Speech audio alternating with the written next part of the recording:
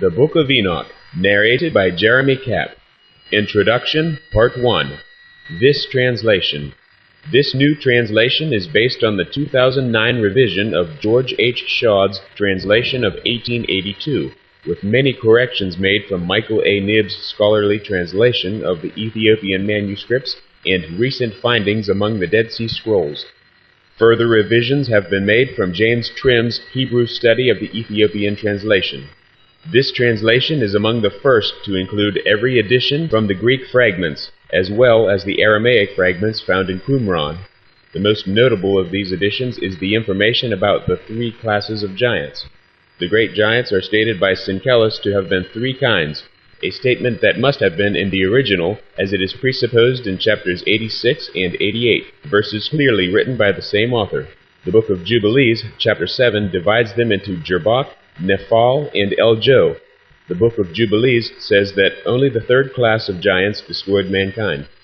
Many other revisions have been made to revise Old English words to their modern counterparts, and to make this book's language conform better to the books within the Holy Bible.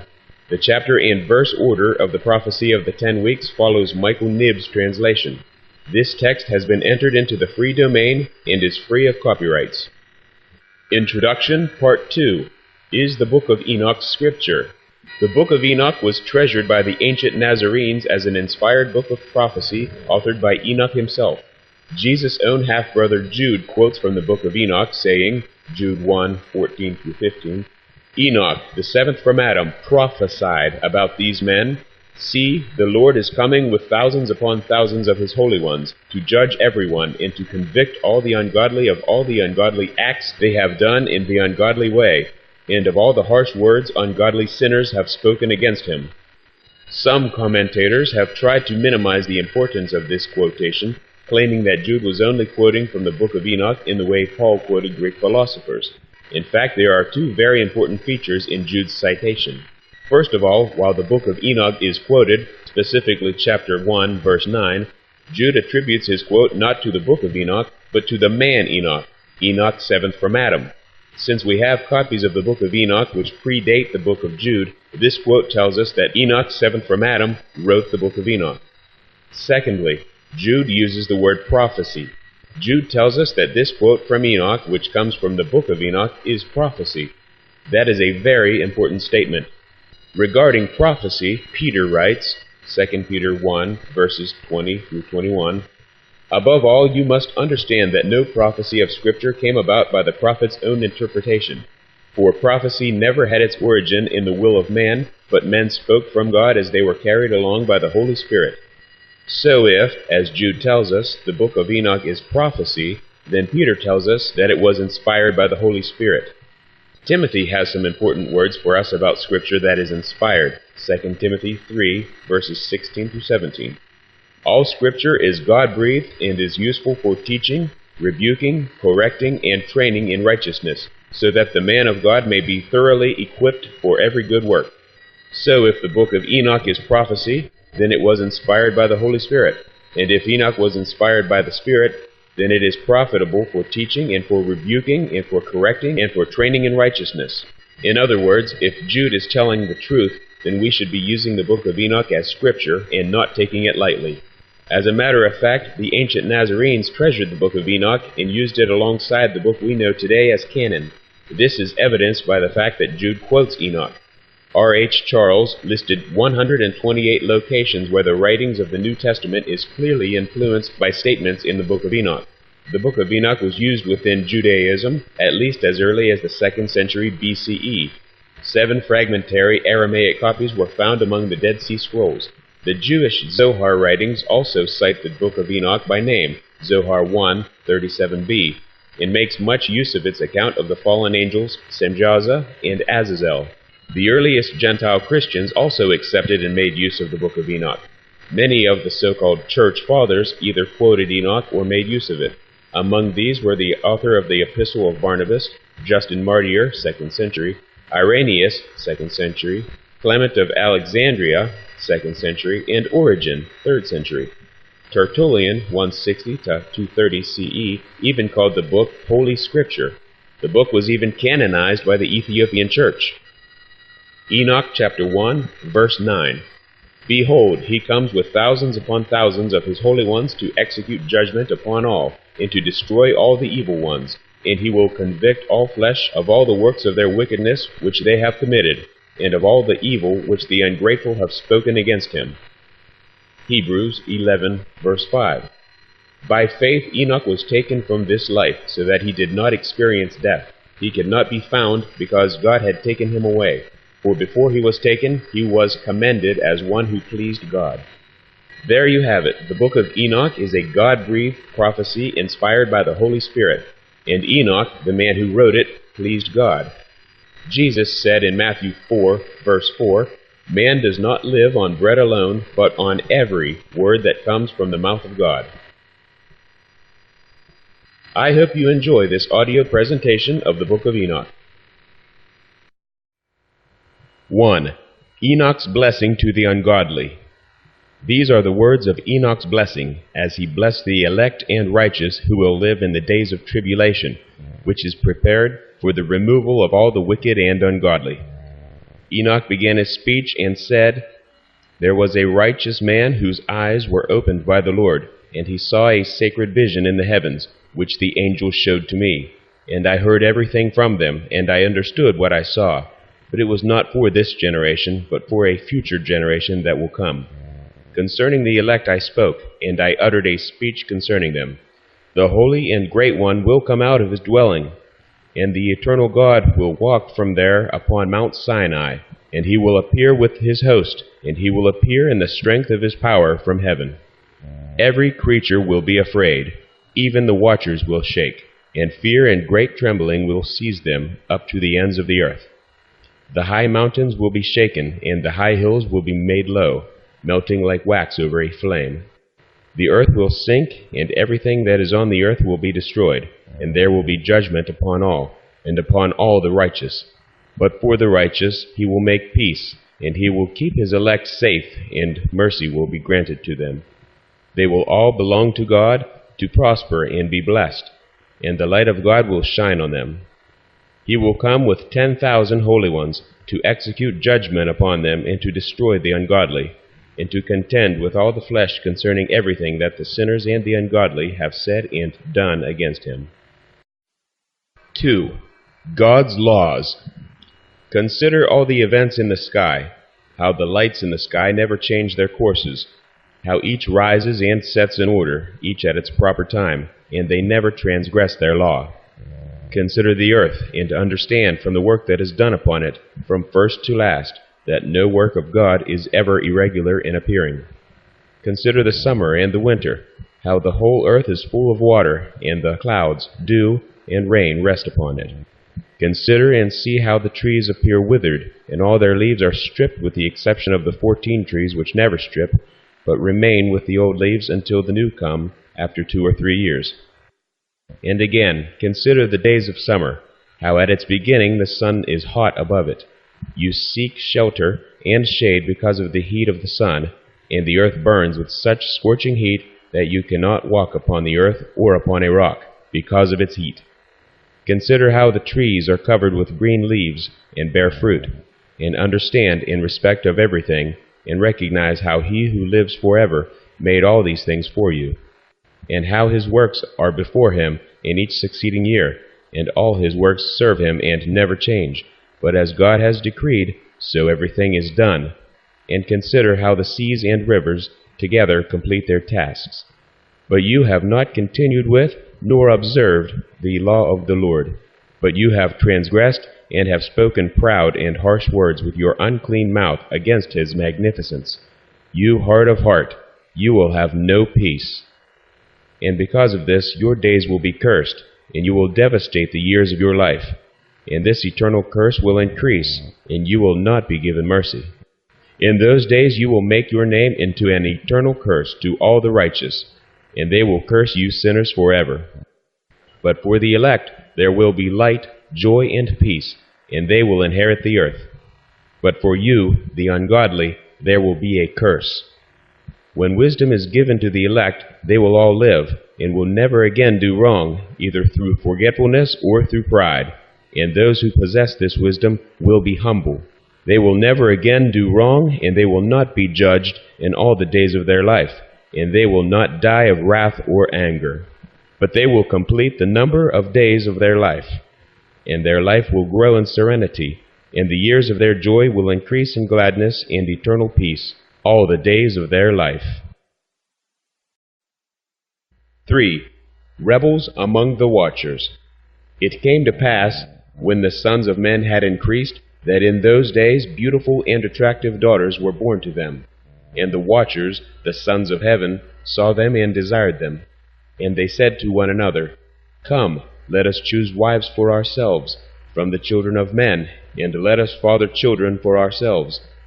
But Semjaza, who was their leader, said to them, I fear you may not follow through with this deed, and I alone will pay the penalty for this great sin. So they all answered him and said, Let us all swear an oath, and bind one another with a mutual curse, not to turn away, any of us, from this plan, but to carry it out effectively. Then they all swore together, and all bound one another with a mutual curse to it. And they were in all 200, and they descended in the days of Jared on the summit of Mount Hermon. And they called this mountain Hermon, because on it they swore and bound one another with curses. And these are the names of their leaders: Semjaza, who was their leader, Urakiba, Ramiel, Kokabel, Tamiel, Ramiel, Daniel, Ezekiel, Barakiel, Azazel, Armaros, Batriel, Ananel, Zachiel, Samsiel, Satael, Turiel, Yamiel, Araziel. These are the leaders of the groups of 10, the 200 angels, their lieutenants, and all the others were with them. They took every woman of their choosing, and they began to cohabitate with them, and were promiscuous with them. They taught them charms and spells, and they showed them the cutting of roots and trees. And the women became pregnant, and gave birth to 3 races. First, the great giants, whose height was each 30 cubits. Then the great giants fathered the Nephilim, and the Nephilim engendered the Eliud, and they existed, increasing in power according to their greatness. These devoured all that the labor of men produced, until men were unable to sustain them. Then the giants turned against mankind, in order to devour them, and they began to sin against birds, and against animals, and against reptiles, and against fish, and they devoured one another's flesh, and drank their blood. Then all the earth complained about the lawless ones. Azazel taught men to make swords, and daggers, and shields, and breastplates, and how to make gold into coins. And he showed them the fabrication of mirrors, and the art of making bracelets, and ornaments, and the art of making up the eyes, and of beautifying the eyelids, and the most precious of stones, and all kinds of colored dyes. And the world was changed. There was great ungodliness and much fornication. Women began acting lewdly, and many went astray, and all their ways became corrupt. Semjaza taught all those who cast spells and cut roots. Armaros, the loosings of spells. Barakel taught astrology. Kokabel taught omens. Tamiel taught the signs of the sun, and Azradel taught the path of the moon. And at the destruction of men they cried out, and their voices reached heaven. Then Michael, Gabriel, Raphael, and Uriel looked down from heaven, and saw the mass of blood that was being shed on the earth, and all the evil that was being done on the earth. And they said to one another, Let the devastated earth cry out with the sound of their cries, up to the gates of heaven. And now to you, O holy ones of heaven, the souls of men complain, saying, Bring judgment to us from the Most High. And they said to their Lord, the King, Lord of lords, God of gods, King of kings, your glorious throne endures for all the generations of the world. Bless and praise your name. You have made everything, and the power over everything is yours. Everything is revealed and open in front of you, and you see everything. There is nothing that can be hidden from you. See then what Azazel has done, how he has taught all iniquity on the earth, and revealed the eternal secrets that are made in heaven. And Semjaza has made known spells, he to whom you gave authority to rule over those who are with him. They have cohabitated with the daughters of men, lain with those women, became unclean, and revealed these sins to them. And these women gave birth to giants, and because of that the whole earth has been filled with blood and iniquity. Now the souls which have died cry out, and complain up to the gates of heaven, and their lament has ascended, and they will not go out in the sight of the iniquity which is being committed on the earth. You know everything before it happens, and you know this, and what awaits each of them. But you say nothing to us. What now should we do with them about this? 4. The Most High of the Watchers speaks out. Then the Most High, the great and holy one, spoke, and sent Uriel to the son of Lamech, and said to him, Say to him in my name, Hide yourself, and reveal to him the end, which is coming, because the whole earth will soon be destroyed. A great flood is about to come over all the earth, and all that is in it will be destroyed. Now teach him so that he may escape, and his offspring may survive for the whole earth. And further, the Lord said to Raphael, Bind Azazel by his hands and his feet, and throw him into the darkness. Split open the desert which is in Dudael, and throw him there. Throw jagged and sharp stones on him, and cover him with darkness. Let him stay there forever, and cover his face, so he may never see the light, so that on the great day of judgment he may be hurled into the fire, and restore the earth, which the angels have ruined, and announce the restoration of the earth. For I will restore the earth, so that not all the sons of men will be destroyed by the knowledge which the watchers have made known and taught to their sons. The whole earth has been ruined by the work and teaching of Azazel. Therefore all sin will be ascribed to him. Then the Lord said to Gabriel, Proceed against the bastards and the reprobates, and against the sons of the fornicators, and destroy the sons of the fornicators and the sons of the watchers from among them. Send them out, and turn them against one another, and let them destroy themselves in battle, for their days will not be long. They will petition you, but the petitioners will gain nothing in respect of them, for they hope for eternal life, and that each of them will live life for 500 years.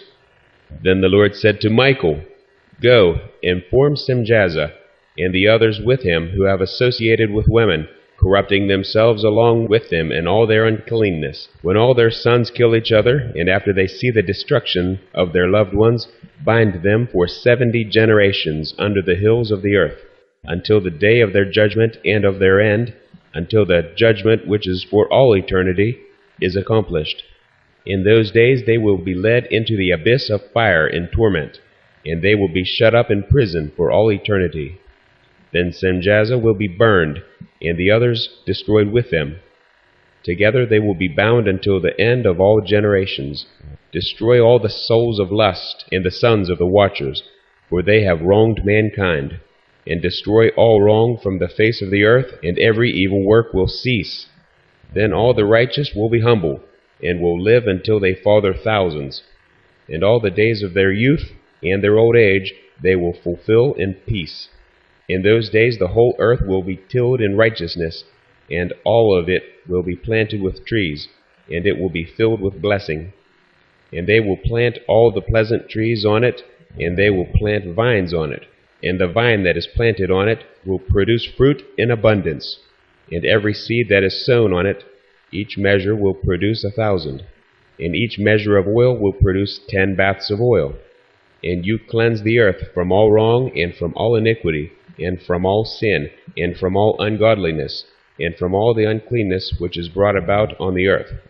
Then all the sons of men will be righteous, and all the nations will serve and bless me, and all will worship me. And the earth will be cleansed from all corruption, and from all sin, and from all wrath, and from all torment, and I will not again send a flood upon it, for all generations forever. In those days I will open the storehouses of blessing, which are in heaven, so that I may send them down upon the earth, upon the works and upon the works of the sons of men. Peace and truth will be united for all the days of eternity, and for all the generations of eternity. 5. Enoch meets the holy watchers. Then Enoch disappeared, and none of the sons of men knew where he was hidden, where he was, or what had happened to him. All his doings were with the holy ones and with the watchers in his days. And I, Enoch, blessed the great Lord and King of eternity. And the watchers called to me, Enoch the scribe, and said to me, Enoch, scribe of righteousness, go and inform the watchers of heaven, who have left the high heaven and the holy eternal place, and have corrupted themselves with women, and have done as the sons of men do, and have taken wives for themselves, and have become completely corrupt on the earth. They will have neither peace nor forgiveness of sin on earth, nor will they rejoice in their sons. They will see the slaughter of their beloved ones, and they will lament and petition forever over the destruction of their sons. But they will have neither mercy nor peace.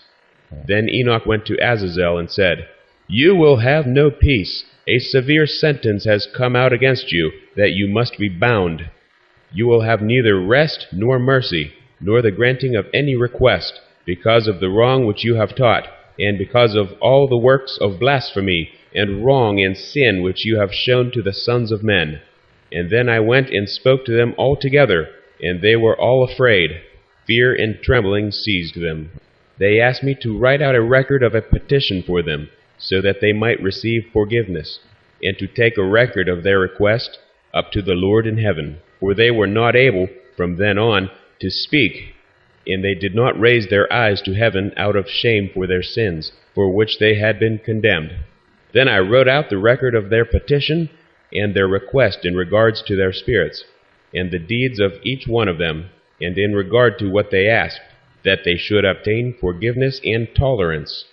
So I went and sat down by the waters of Dan, in the land of Dan, which is southwest of Hermon, and I read out the record of their petition, until I fell asleep. Then a dream came to me. Visions fell upon me, and I saw a vision of wrath, that I should speak to the sons of heaven and rebuke them. And I woke up and went to them, and they were all sitting gathered together as they mourned in Ubal-Sael, which is between Lebanon and Sinir, with their faces covered. And I spoke in front of all of them about the visions that I had seen in my sleep. And I began to speak these words to reprove the watchers of heaven. 6. The Book of Reproof. This book is the word of righteousness and of reproof for the watchers who are from eternity, as the Holy and Great One commanded me in that vision.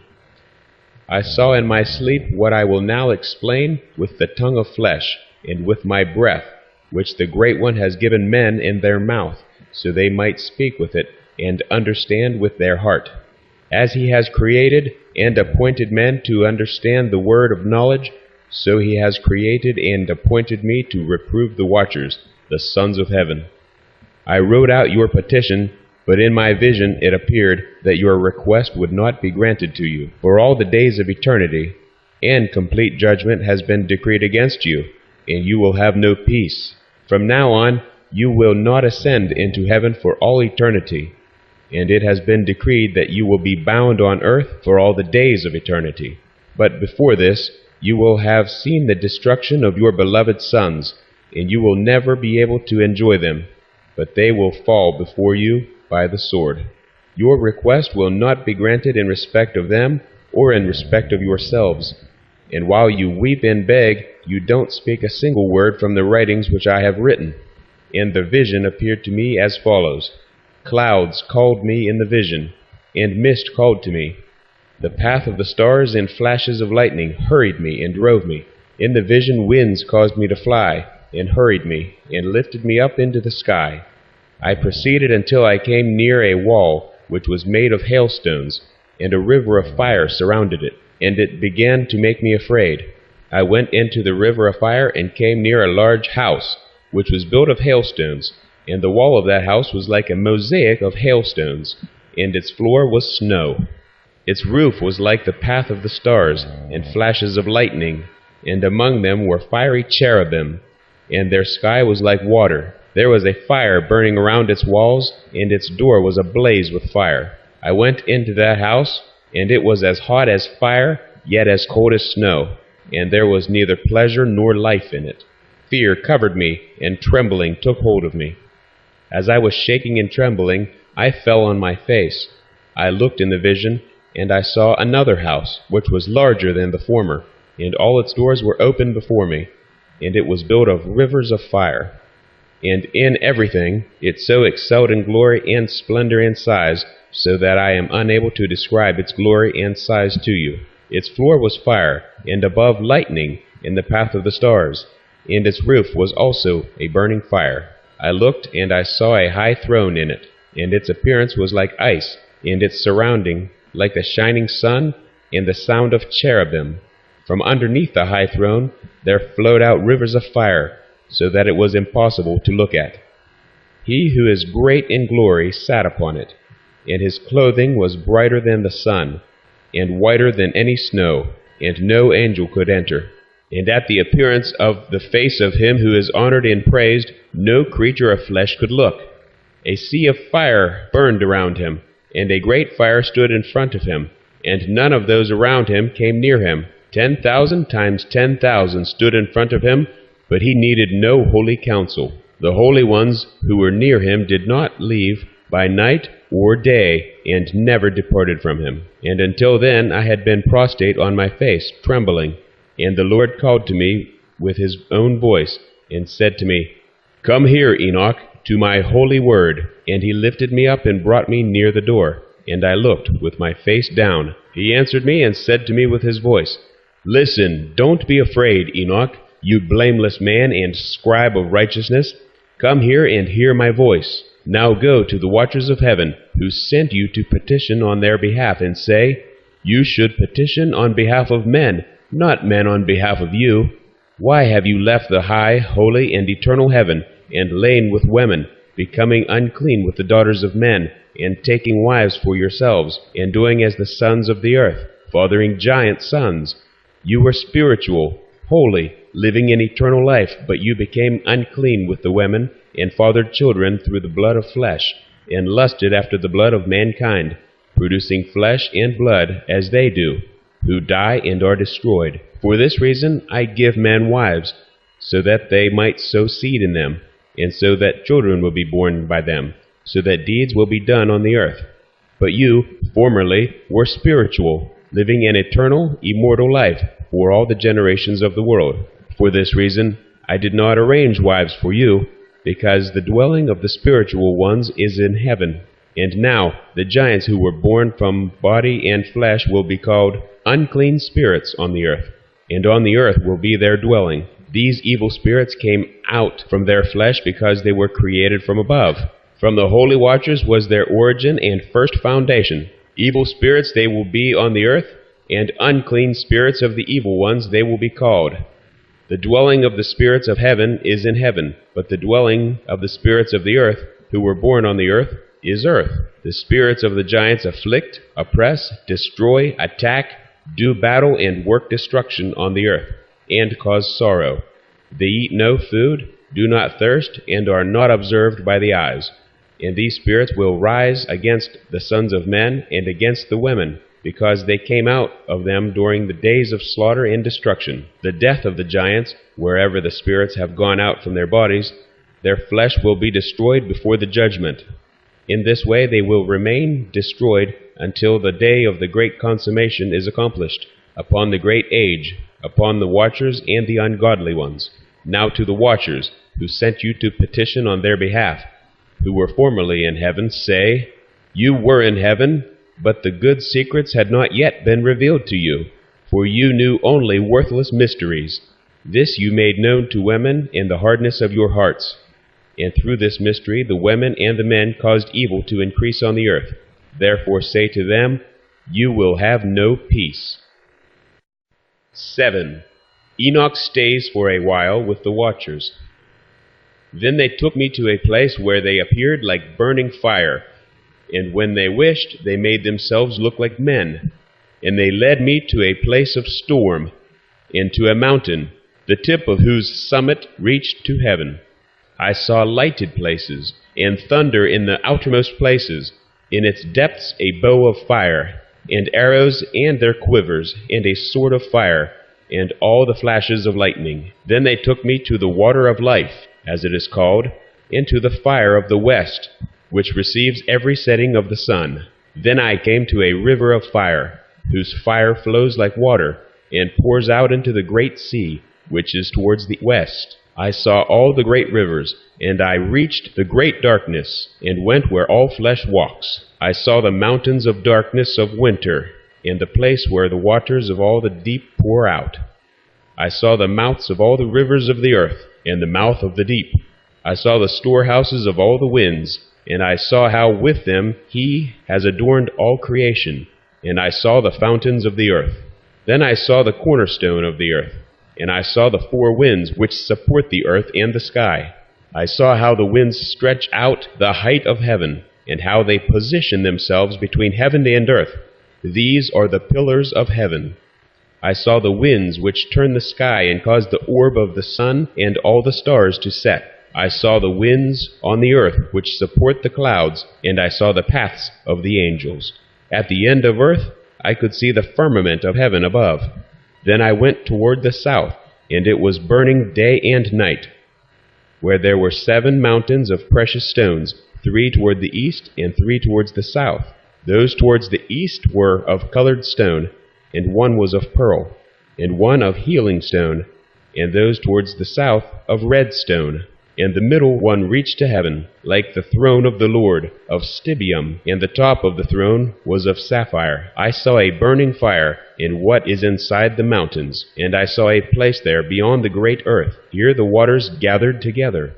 I saw a deep chasm of the earth, with pillars of heavenly fire, and I saw among them fiery pillars of heaven, which were falling, and as regards both height and depth they were immeasurable.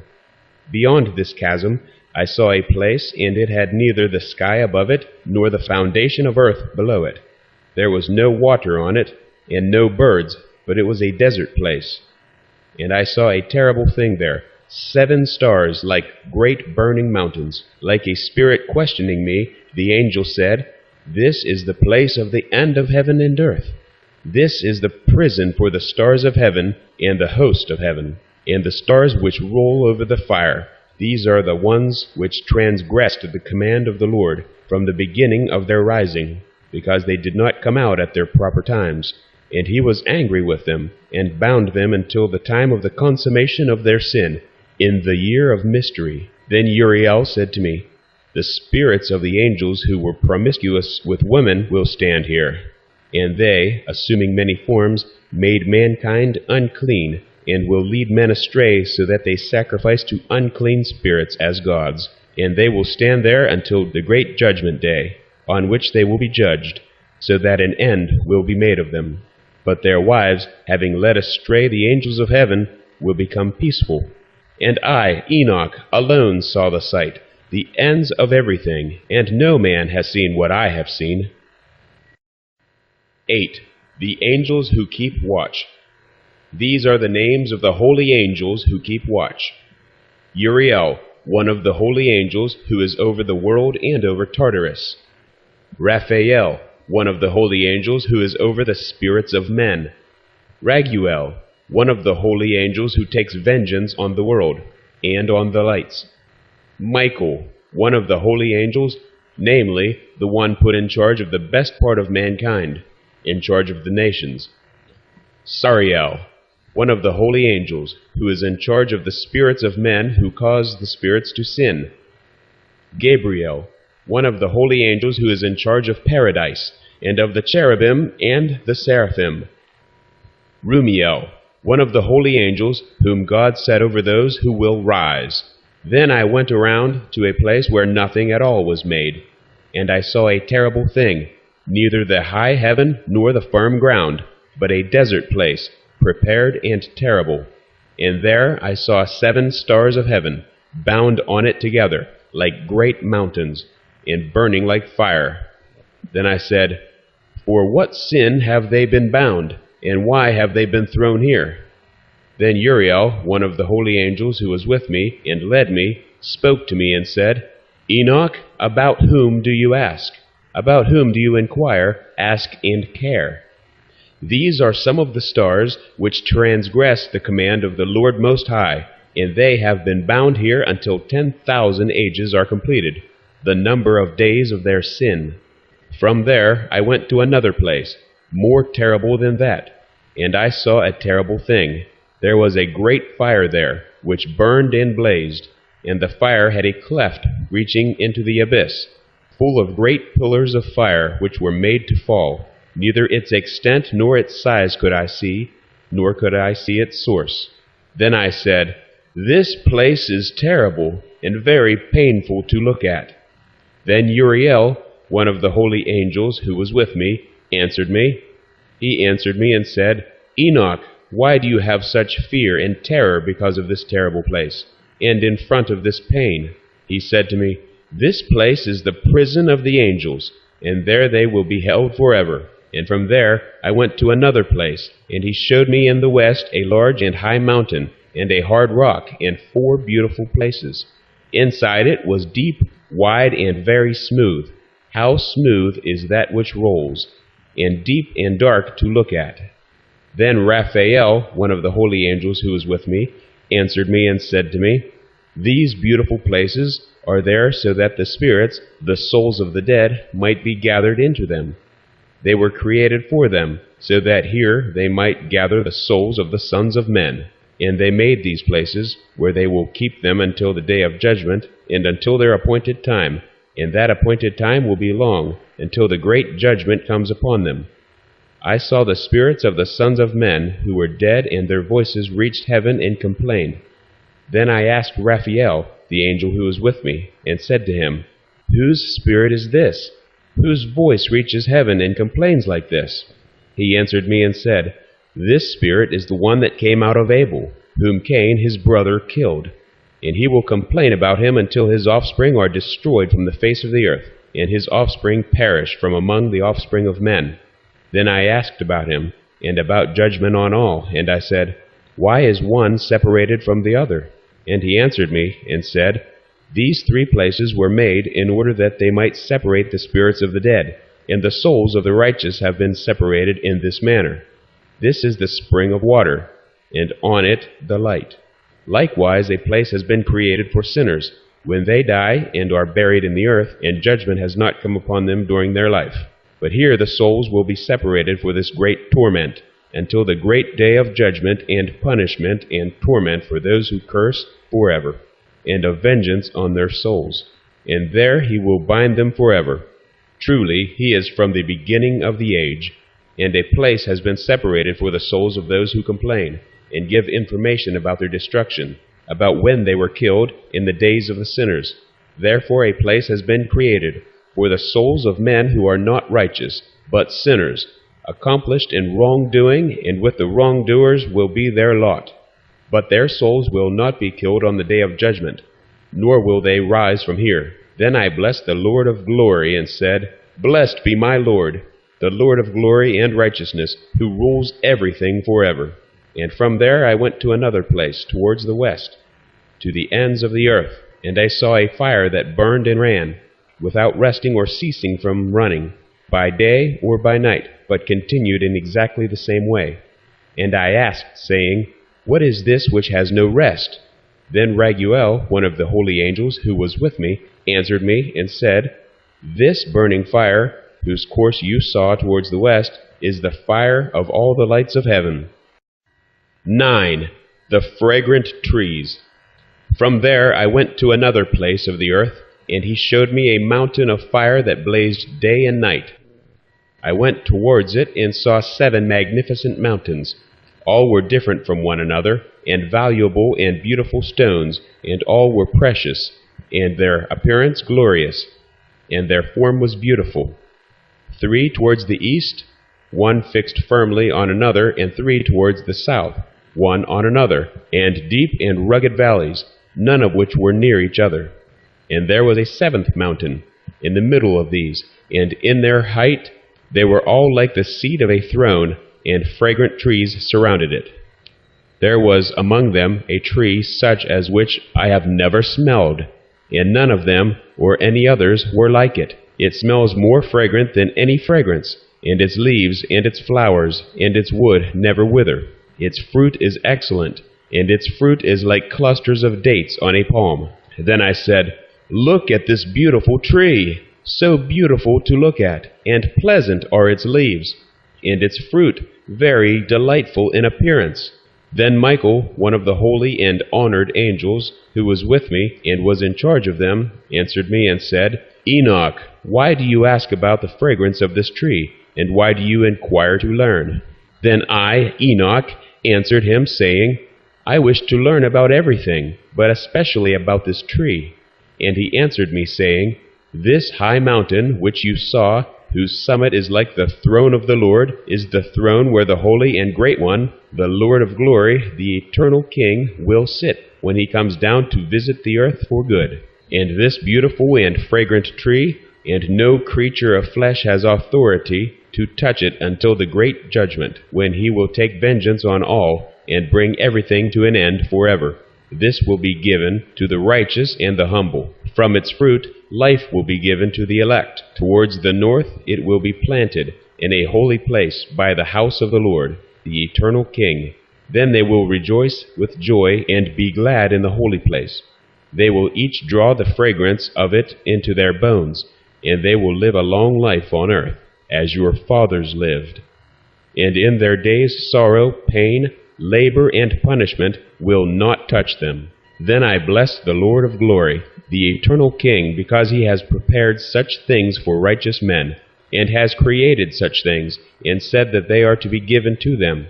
And from there I went to the middle of the earth, and saw a blessed, well-watered place, which had branches, which remained alive, and sprouted from a tree, which had been cut down. There I saw a holy mountain, and under the mountain, to the east of it, there was water, and it flowed toward the south.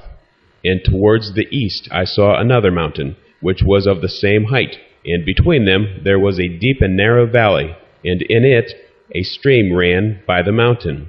To the west of this one was another mountain, which was lower than it was, and not high, and under it there was a valley between them, and there were other deep and dry valleys at the end of the 3 mountains. And all the valleys were deep and narrow, of hard rock, and trees were planted on them. And I was amazed at the rock, and I was amazed at the valley.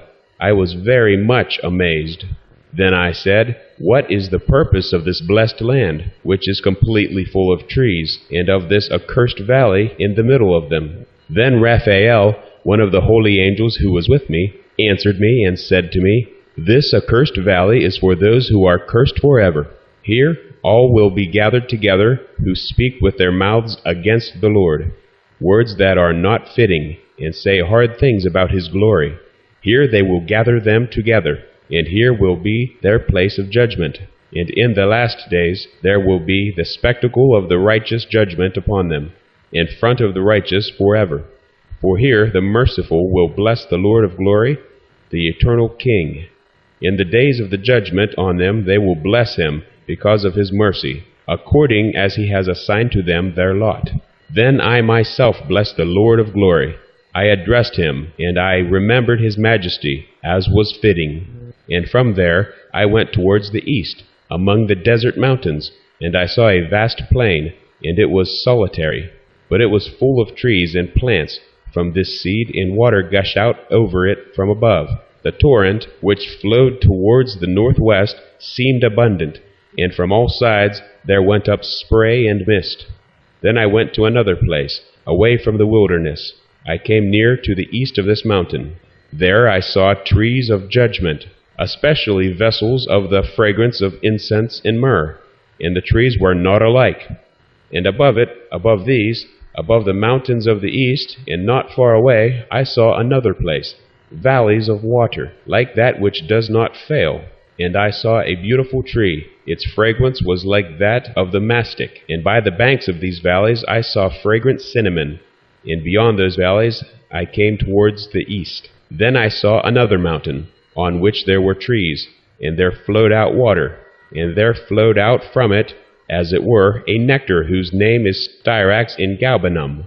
Beyond this mountain I saw another mountain, and on it there were aloe trees, and those trees were full of fruit, which is like an almond, and is hard. And when they take this fruit, it is better than any fragrance. And after these fragrances, to the northeast, as I looked over the mountains, I saw 7 mountains full of fine nard, and fragrant trees of cinnamon and pepper.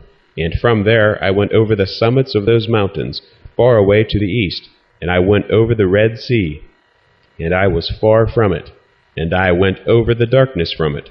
I came to paradise, the garden of righteousness, and I saw beyond those trees many large trees growing there, sweet-smelling, large, very beautiful and glorious, the trees of wisdom, from which they eat and know great wisdom.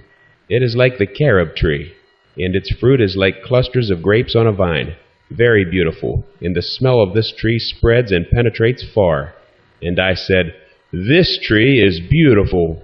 How beautiful and pleasing is its appearance." Then the holy angel Raphael, who was with me, answered me and said, "This is the tree of wisdom, from which your old father and aged mother, who were before you, ate and learned wisdom, and their eyes were opened, and they knew that they were naked, and they were driven from the garden. And from there I went to the ends of the earth, and I saw large animals there, each different from the other, and also birds, which differ in form, beauty, and call, each different from the other.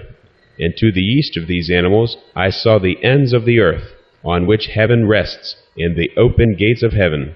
I saw how the stars of heaven come out, and counted the gates out of which they come, and wrote down all of their outlets, for each one individually according to their number, and their names according to their constellations, their positions, their times, and their months, as the angel Uriel, who was with me, showed me. He showed me everything, and wrote it down, and also their names he wrote down for me, according to the correspondence to their set times. From there I went towards the north, to the ends of the earth, and I saw there a great and glorious wonder at the ends of the whole earth. There I saw 3 gates of heaven.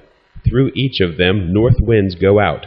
When they blow there is cold, hail, frost, snow, fog, and rain. And from one gate it blows for good. But when they blow through the other 2 gates, it is with force, and it brings torment over the earth, and they blow with force. From there I went towards the west, to the ends of the earth. And I saw there, as I saw in the east, 3 open gates, as many gates and just as many outlets. From there I went towards the south, to the ends of the earth. And there I saw 3 gates of heaven open, and the south wind, the mist, and the rain, and wind come out from there. And from there I went towards the east, to the ends of heaven. And there I saw the 3 eastern gates of heaven open, and above them there were smaller gates. Through each of these smaller gates the stars of heaven pass, and go towards the west, on the path that has been shown to them. And when I saw, I blessed, and I will always bless the Lord of glory, who has made great and glorious wonders, so that he may show the greatness of his work to his angels, and to the souls of men, so that they might praise his work, and so that all his creatures might see the work of his power, and praise the great work of his hands, and bless him forever. 10. The Book of Methuselah.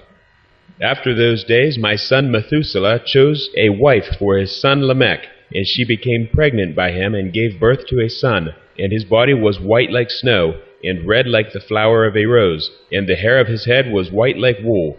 His eyes were beautiful, and when he opened his eyes he made the whole house bright, like the sun, so that the whole house was exceptionally bright. And when he was taken from the hand of the midwife, he opened his mouth and spoke to the Lord of righteousness. But his father Lamech was afraid of him, and fled, and went to his father Methuselah. He said to him, "I have fathered a strange son. He is not like a man, but he is like the children of the angels of heaven, of a different type, and not like us. And his eyes are like the rays of the sun, and his face glorious. And it seems to me that he is not sprung from me, but from the angels, and I am afraid that something extraordinary may be done on the earth in his days. Now, my father, I am asking you and petitioning you to go to our father Enoch, and learn the truth from him, for he dwells with the angels." When Methuselah heard the words of his son, he came to me, at the ends of the earth, for he had heard I was there. And he cried out, and I heard his voice, and went to him. And I said to him, "I am here, my son, for you have come to me." And he answered me and said, "I have come to you because of a great matter, and because of a disturbing vision have I come here." Now hear me, my father, for a son has been born to my son Lamech, whose form and type are not like the type of a man.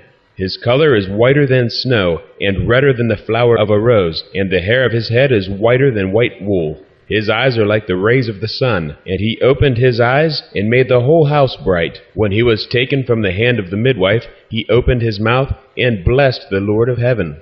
His father Lamech was afraid, and fled to me. And he does not believe he has sprung from him, but thinks him to be from the angels of heaven. And I have come to you, so that you may make known to me the truth. Then I, Enoch, answered and said to him, The Lord will do new things on earth, and this I have already seen in a vision, and made known to you.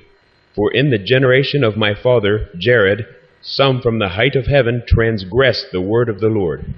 They committed sin and transgressed the law, and were promiscuous with women, committing sin with them, and have married some of them, and have fathered children by them. Therefore there will be great destruction over the whole earth, and there will be a great flood, and there will be great destruction for 1 year. But this child, who has been born to you, will be left on the earth, and his 3 sons will be saved with him. When all the men who are on the earth die, he and his sons will be spared. They have fathered giants on the earth, not of spirits, but of flesh, and there is great wrath on earth. But the earth will be cleansed of all corruption.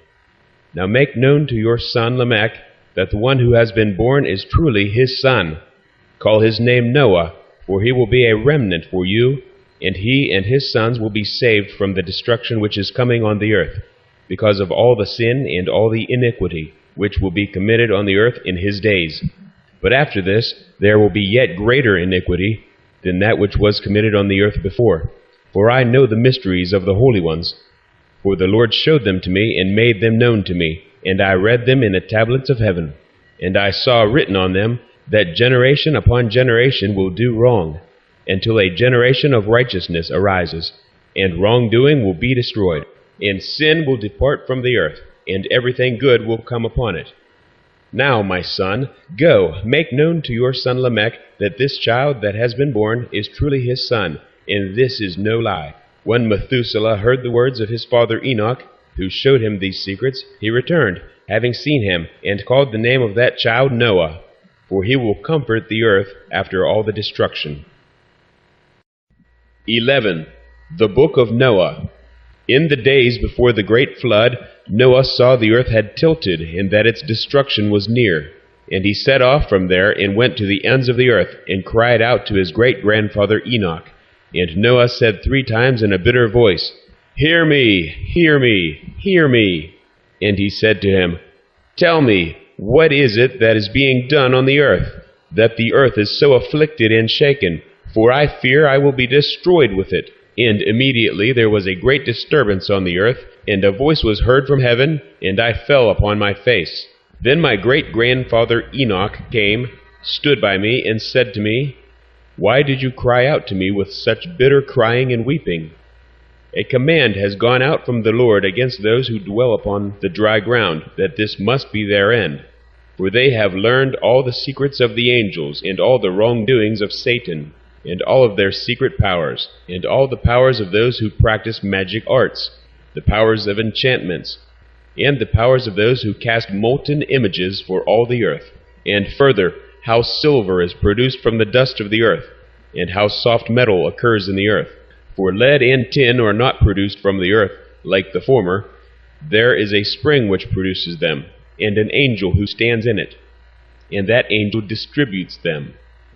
After this, my great-grandfather Enoch took hold of me with his hand, and raised me, and said to me, Go, for I have asked the Lord of hosts about this disturbance on the earth.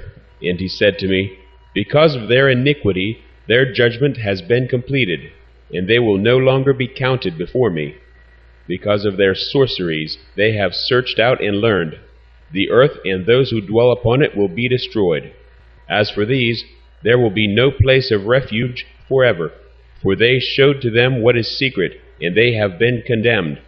But this is not so for you, my son.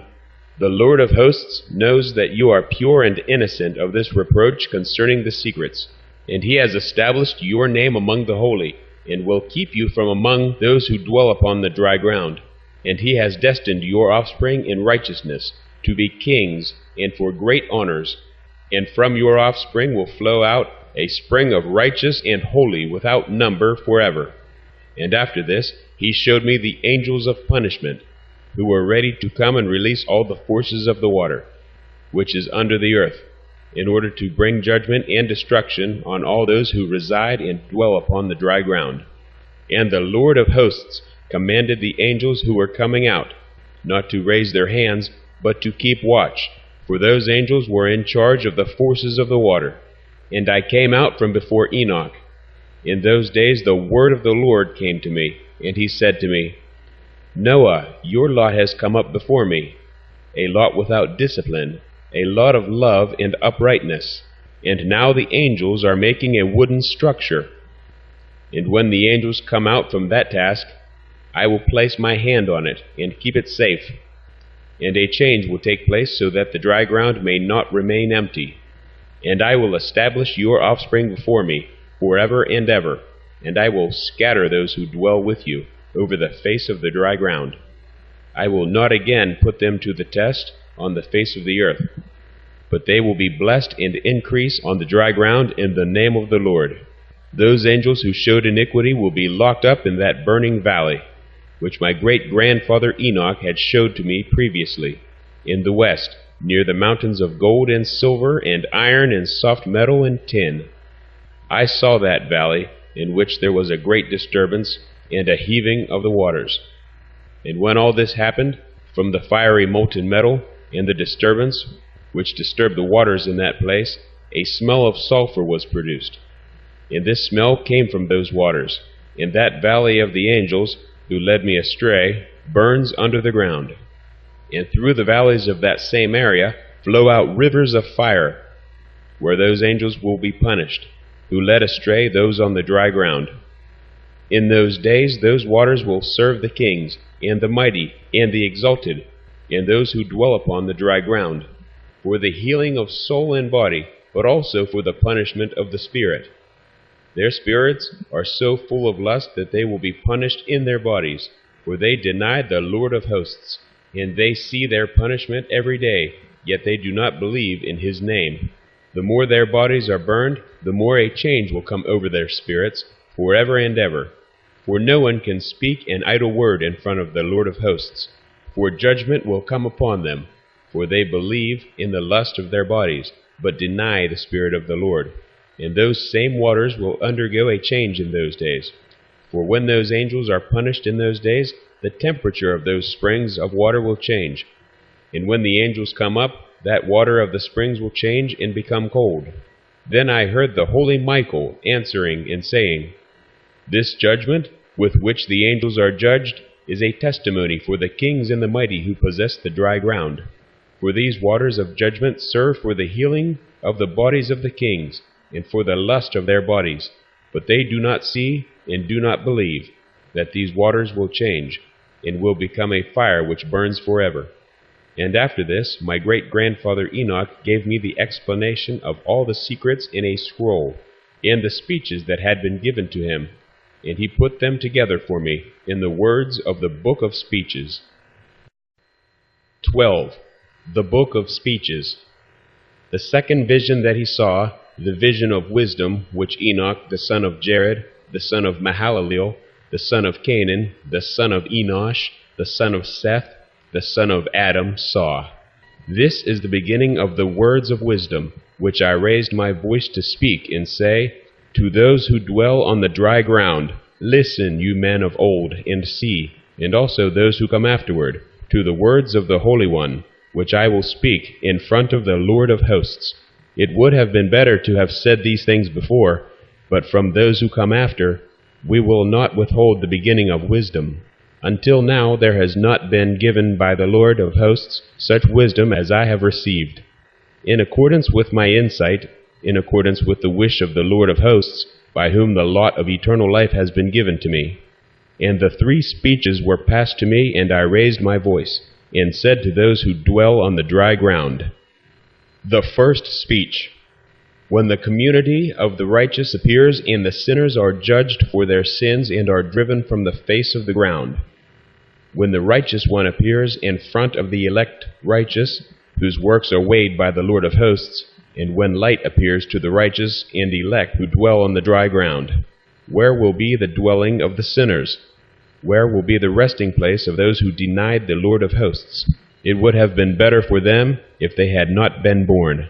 When the secrets of the righteous are revealed, the sinners will be judged, and the ungodly will be driven from the presence of the righteous and the elect. From then on, those who possess the earth will not be mighty and exalted, nor will they be able to look at the face of the holy ones. For the light of the Lord of hosts will have appeared on the face of the holy, the righteous, and the elect. The mighty kings will be destroyed at that time and given into the hands of the righteous and the holy. And from then on, no one will be able to seek the Lord of hosts, for their life will be at an end. And it will come to pass in these days that the elect and holy children will come down from the high heavens, and their offspring will become one with the sons of men.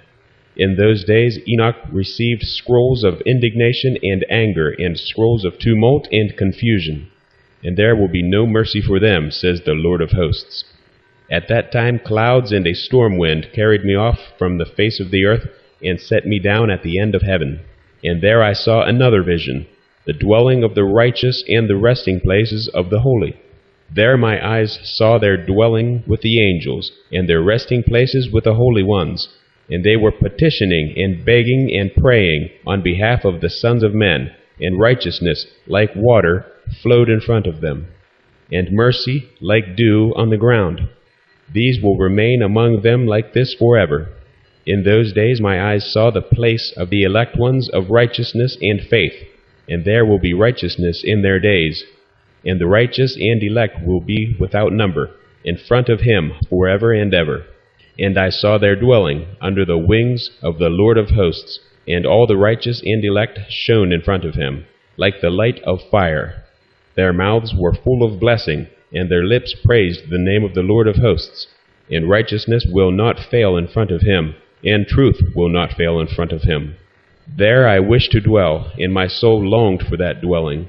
There had my lot been assigned before, for this was decided about me in front of the Lord of hosts. In those days I praised and exalted the name of the Lord of hosts, with blessing and praise, for he has destined me for blessing and praise, in accordance with the Lord of hosts. For a long time my eyes looked at that place, and I blessed him and praised him, saying, Blessed is he, and may he be blessed from the beginning and forever. In his presence there is no end. He knew before the world was created what the world would become, even for all the generations that are to come. Those who do not sleep bless you, and they stand before your glory, and bless and praise and exalt, saying, Holy, holy, holy, Lord of hosts, he fills the earth with spirits. And there my eyes saw all those who do not sleep, standing in front of him, and blessing, and saying, Blessed are you, and blessed is the name of the Lord, forever and ever. And my face was transformed until I was unable to see. And after this I saw 1,000 thousands, and 10,000 times 10,000, a multitude beyond number or reckoning, who stood in front of the glory of the Lord of hosts. I looked, and on the four sides of the Lord of hosts I saw 4 figures, different from those who were standing, and I learned their names, because the angel who went with me made their names known, and showed me all the secret things. And I heard the voices of those 4 figures as they sang praises in front of the Lord of glory. The first voice blesses the Lord of hosts forever and ever.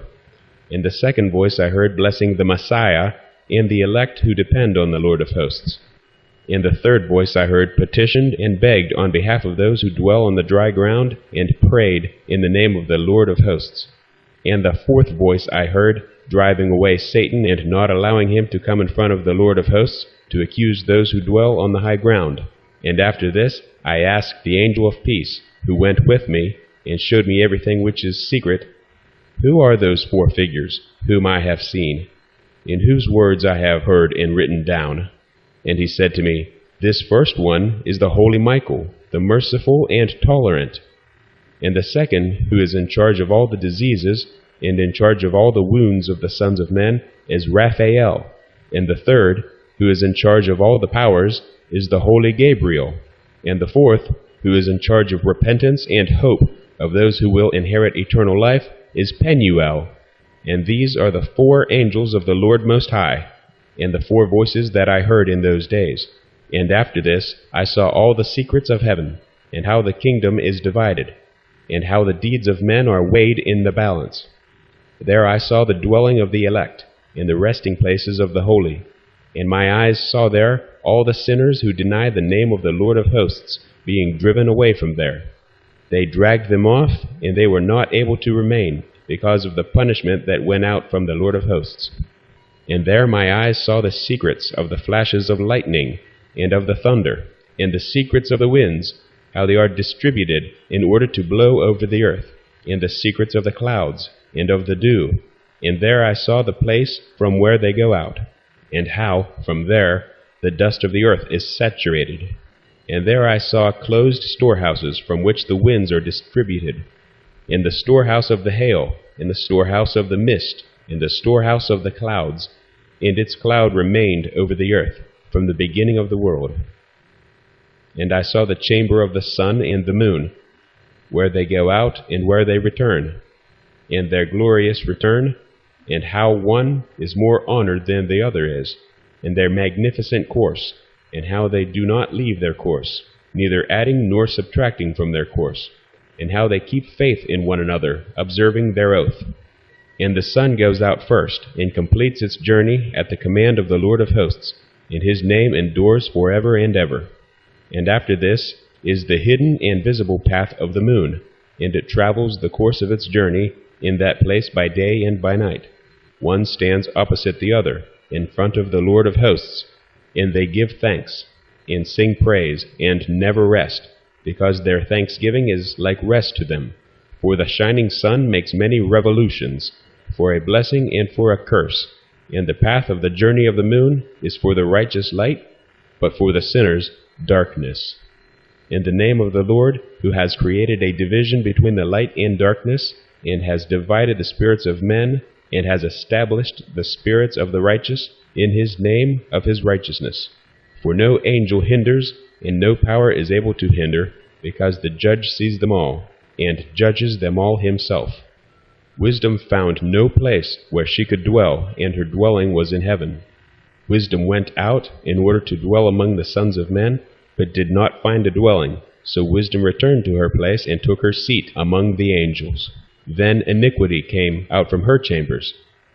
Those whom she did not seek she found, and dwelt among them, like the rain in the desert, and like dew on the parched ground. And again I saw flashes of lightning in the stars of heaven, and I saw how he called them all by their names, and they obeyed him. I saw the balance of righteousness, how they are weighed according to their light, according to the width of their areas, in the day of their appearing, and how their revolutions produce lightning, and I saw their revolutions according to the number of the angels, and how they keep faith with one another. And I asked the angel, who went with me and showed me what is secret, "What are these?" He replied to me, "Their likeness the Lord of hosts has shown to you.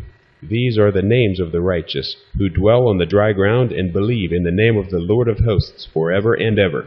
And other things I saw concerning lightning, how some of the stars rise and become lightning, but cannot lose their form. And this is the second speech, about those who deny the name and the dwelling of the holy ones and of the Lord of hosts. They will not ascend into heaven, nor will they come upon the earth. Such will be the lot of the sinners who deny the name of the Lord of hosts, who will be kept for the day of affliction and tribulation. On that day the Messiah will sit on the throne of glory, and will choose from among their works. And their resting places will be without number, and their spirits within them will grow strong when they see my Messiah, and those who appeal to my holy and glorious name. On that day I will cause my Messiah to dwell among them, and I will transform heaven and make it an eternal blessing and light. I will transform the dry ground and make it a blessing, and I will cause my elect ones to dwell upon it. But those who commit sin and evil will not walk upon it. For I have seen and have satisfied my righteous ones with peace. and have placed them in front of me. But for the sinners my judgment draws near, so that I may destroy them from the face of the earth. And there I saw he who is the Ancient of Days, and his head was white like wool, and with him there was another whose face had the appearance of a man, and his face was full of grace, like one of the holy angels. And I asked one of the holy angels, who went with me and showed me all the secrets about that Son of Man, who he was, and from where he was, and why he went with the Ancient of Days. And he answered me and said to me, This is the Son of Man, who has righteousness, and with whom righteousness dwells.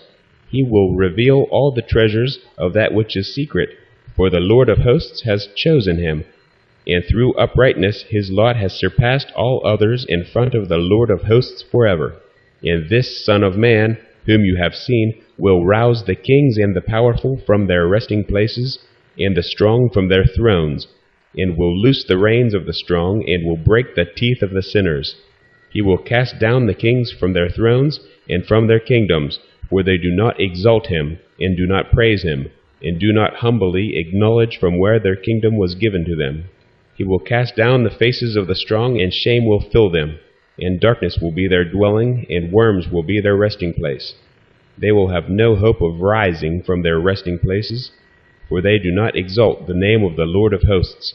And these are they who judge the stars of heaven, and raise their hands against the Most High, and trample upon the dry ground, and dwell upon it.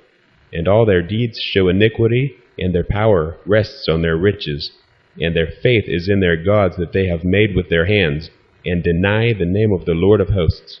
But they will be driven from the houses of his congregation, and of the faithful, who depend on the name of the Lord of hosts. In those days the prayer of the righteous and the blood of the righteous will have ascended from the earth in front of the Lord of hosts. In these days the holy ones who live in heaven above will unite with one voice, and pray, and praise, and give thanks, and bless, and call out in the name of the Lord of hosts, because of the blood of the righteous that has been poured out, because of the prayer of the righteous, so that it may not cease in front of the Lord of hosts, so that justice might be done to them, and that their patience may not have to last forever. In those days I saw the Ancient of Days sit down on the throne of his glory, and the books of the living were opened in front of him. And all his hosts, which dwell in the heaven above, and his council were standing in front of him. And the hearts of the holy ones were so full of joy that the number of righteousness had been reached, and the prayer of the righteous had been heard, and the blood of the righteous had not been required in front of the Lord of hosts. In that place I saw an inexhaustible spring of righteousness, and many springs of wisdom surrounded it. And all the thirsty drank from them, and were filled with wisdom. And their dwelling was with the righteous, and the holy, and the elect. And at that hour that Son of Man was called into the presence of the Lord of hosts, and his name brought to the Ancient of Days. Even before the sun and the constellations were created, before the stars of heaven were made, his name was called in front of the Lord of hosts. He will be a staff to the righteous and the holy, so that they may lean on him and not fall. And he will be the light of the Gentiles, and he will be the hope of those who grieve in their hearts. All those who dwell upon the dry ground will fall down and worship in front of him, and they will bless him, and praise, and celebrate with psalms the name of the Lord of hosts. Because of this he was chosen, and hidden in front of him, before the world was created, and forever. But the wisdom of the Lord of hosts has revealed him to the holy and the righteous, for he has kept the lot of the righteous safe. For they have hated and rejected this world of iniquity. All its works and its ways they have hated in the name of the Lord of hosts. For in his name they are saved, and he is the one who will require their lives. In those days the kings of the earth and the strong who possess the dry ground will have downcast faces because of the works of their hands. For on the day of their torment and trouble they will not save themselves. I will give them into the hands of my elect ones, like straw in the fire, and like lead in water, so that they will burn in front of the righteous and sink in front of the holy, and no trace will be found of them. On the day of their trouble there will be rest upon the earth, and they will fall down in front of him and will not rise. There will be no one who will take them with his hands and raise them, for they denied the Lord of hosts and his Messiah. May the name of the Lord of hosts be blessed. For wisdom has poured out like water, and glory will not fail in front of him forever and ever. For he is powerful in all the secrets of righteousness, and iniquity will pass away like a shadow, and will have no existence. For the Messiah stands in front of the Lord of hosts, and his glory is forever and ever, and his power for all generations. In him dwell the spirit of wisdom, and the spirit that gives understanding, and the spirit of knowledge and of power, and the spirit of those who sleep in righteousness. He will judge the things that are secret, and no one will be able to say an idle word in front of him, for he has been chosen in front of the Lord of hosts in accordance with his wish. In those days a change will occur for the holy and the elect. The light of days will rest upon them, and the glory and honor will return to the holy. On the day of trouble, calamity will be heaped up over the sinners, but the righteous will conquer in the name of the Lord of hosts, and he will show this to others, so that they might repent and abandon the works of their hands. They will have no honor in front of the Lord of hosts, but in his name they will be saved, and the Lord of hosts will have mercy on them, for his mercy is great. He is righteous in his judgment, and in front of his glory iniquity will not be able to stand against his judgment. For he who does not repent will be destroyed, and from then on I will not have mercy on them, says the Lord of hosts. In those days the earth will return that which has been entrusted to it, and Sheol will return that which has been entrusted to it, and that which it has received, and destruction will return what it owes. He will choose the righteous and the holy from among them, for the day has come near when they must be saved.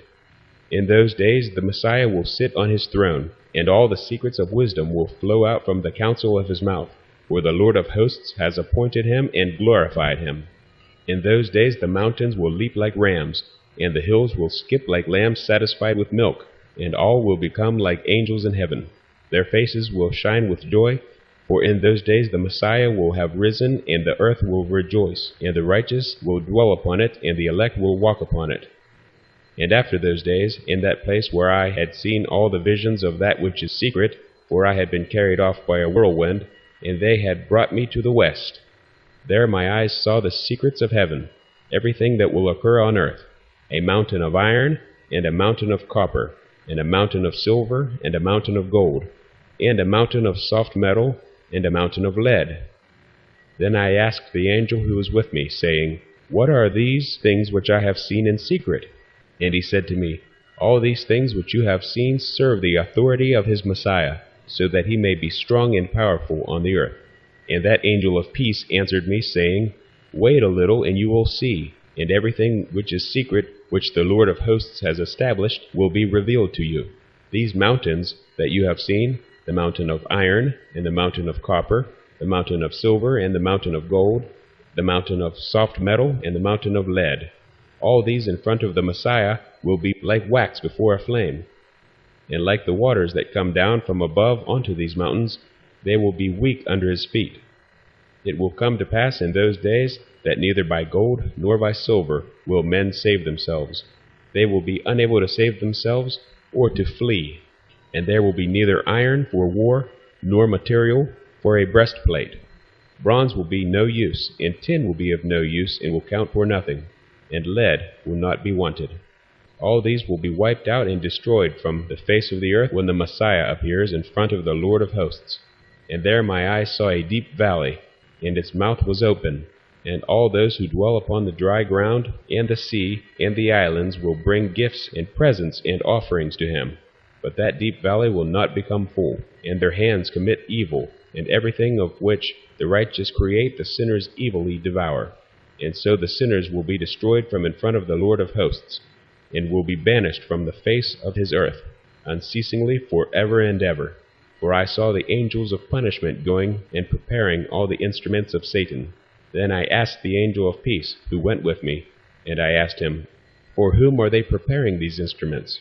And he answered me, They are preparing these for the kings and for the powerful of this earth, so that by means of them they may be destroyed.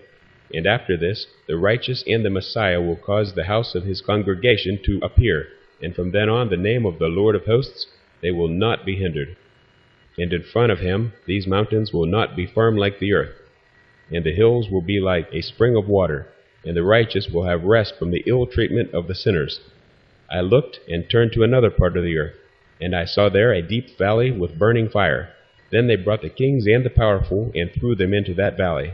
And there my eyes saw how they made instruments for them, iron chains of immeasurable weight. And I asked the angel of peace, who went with me, saying, These chain instruments, for whom are they being prepared? And he answered me, These are being prepared for the hosts of Azazel, so that they may take them and throw them into the lowest parts of hell. And they will cover their jaws with rough stones, as the Lord of hosts commands. And Michael, Gabriel, Raphael, and Penuel, these will take hold of them on that great day. They will throw them, on that great day, into the furnace of burning fire, so that the Lord of hosts may take vengeance on them for their iniquity, because they became servants of Satan, and led astray those who dwell upon the dry ground. In those days the punishment of the Lord of hosts will go out, and all the storehouses of the water which are above the sky and under the earth will be opened. All the water will be joined with the water that are above the sky. The water that is above the sky is male, and the water that is under the earth is female. And all those who dwell upon the dry ground, and those who dwell under the ends of heaven, will be wiped out. And because of this they will acknowledge their iniquity which they have committed on the earth, and through this they will be destroyed. After this the Ancient of Days repented, and said, I have destroyed to no purpose all those who dwell upon the dry ground. And he swore by his great name, From now on I will not act like this towards all those who dwell upon the dry ground. And I will put a sign in heaven, and it will be a pledge of faith between me and them forever, so long as heaven is above the earth. And this will be in agreement with my command. When I want to take hold of them with the hands of the angels, on the day of tribulation and pain, in the face of my anger and my wrath and anger will remain upon them, says the Lord of hosts. Your powerful kings who dwell upon the dry ground will be obliged to watch my Messiah sit down on the throne of my glory, and pledge in the name of the Lord of hosts, Azazel and his associates and all his hosts. And I saw the hosts of the angels of punishment there, as they went, and they were holding chains of iron and bronze. I asked the angel of peace, who went with me, saying, To whom are those angels who are holding the chains going? And he said to me, Each to his own chosen ones, and to their beloved ones, so that they may be thrown into the chasm, into the depths of the valley. And then that valley will be filled with their chosen and the beloved ones. And the days of their life will be at an end, and the days of their leading astray will no longer be counted. In those days the angels will gather together, and will throw themselves towards the east, upon the Parthians and Medes. They will stir up the kings, so that a disturbing spirit will come upon them, and they will drive them from their thrones, and they will come out like lions from their lairs, and like hungry wolves in the middle of their flocks.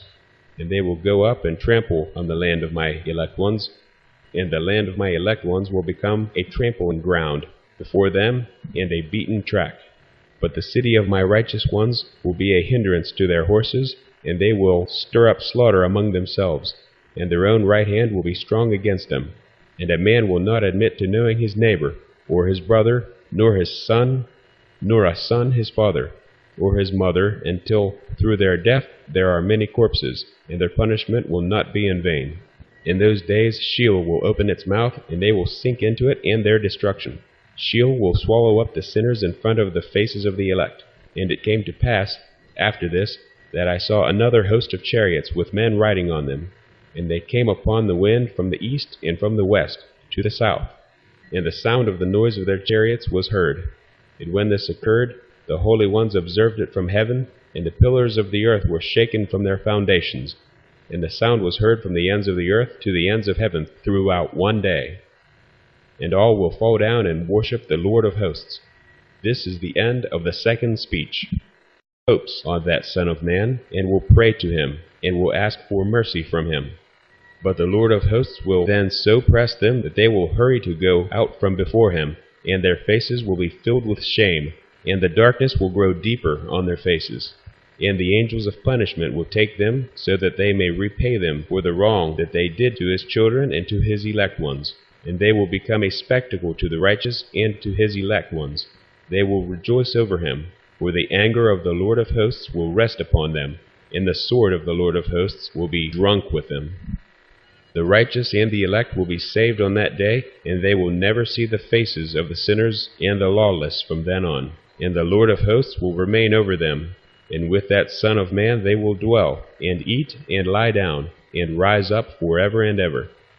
The righteous and the elect will have risen from the earth, and will have ceased to cast down their faces, and will put on the garment of life. And this will be a garment of life from the Lord of hosts. And your garments will not wear out, and your glory will not fail in front of the Lord of hosts. In those days the mighty kings who possess the dry ground will beg the angels of his punishment, to whom they have been handed over, so that they might give them a little rest, and so that they might fall down and worship in front of the Lord of hosts, and confess their sins in front of him.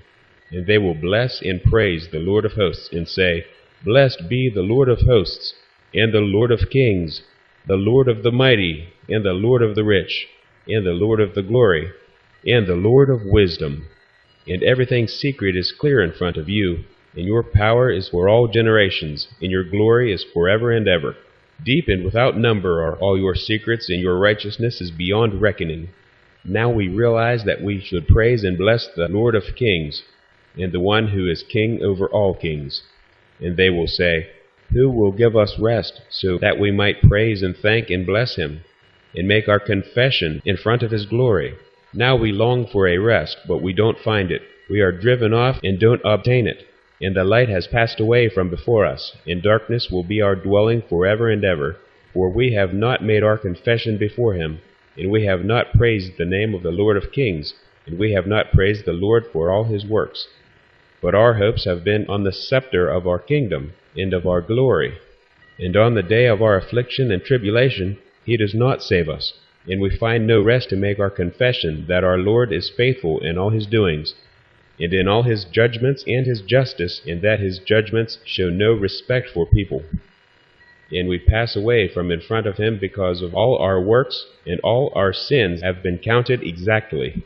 And they will say to them, Our souls are satisfied with possessions gained through iniquity, but they don't prevent our going down into the flames of the torment of Sheol. And after this, their faces will be filled with darkness and shame in front of that Son of Man, and they will be driven away from him, and the sword will dwell among them, and in front of him. And the Lord of hosts says, This is the law of the judgment for the mighty, and the kings, and the exalted, and for those who possess the dry ground in front of the Lord of hosts. And I saw other figures hidden in that place. I heard the voice of the angel saying, These are the angels who came down from heaven onto the earth, and revealed what is secret to the sons of men, and led astray the sons of men, so that they committed sin. And on that day the holy Michael answered Raphael, saying, The power of the Spirit seizes me, and makes me tremble, because of the harshness of the judgment of the angels. Who can endure the harshness of the judgment which has been executed, and before which they melt with fear? Then the holy Michael answered Raphael again, and said to him, Who is he whose heart is not softened over this, and whose mind would not be disturbed by this word? Judgment has gone out against them upon those whom they have led out like this. But it came to pass, when he stood before the Lord of hosts, that the holy Michael spoke as follows to Raphael, I will not take their part under the eye of the Lord, for the Lord of hosts is angry with them, because they acted as if they were gods. Because of this the hidden judgment will come upon them forever and ever. For neither any other angel nor any man will receive their lot, but they alone have received their judgment forever and ever. And after this judgment I will terrify them, and make them tremble, for they have shown this to those who dwell upon the dry ground. And these are the names of those angels.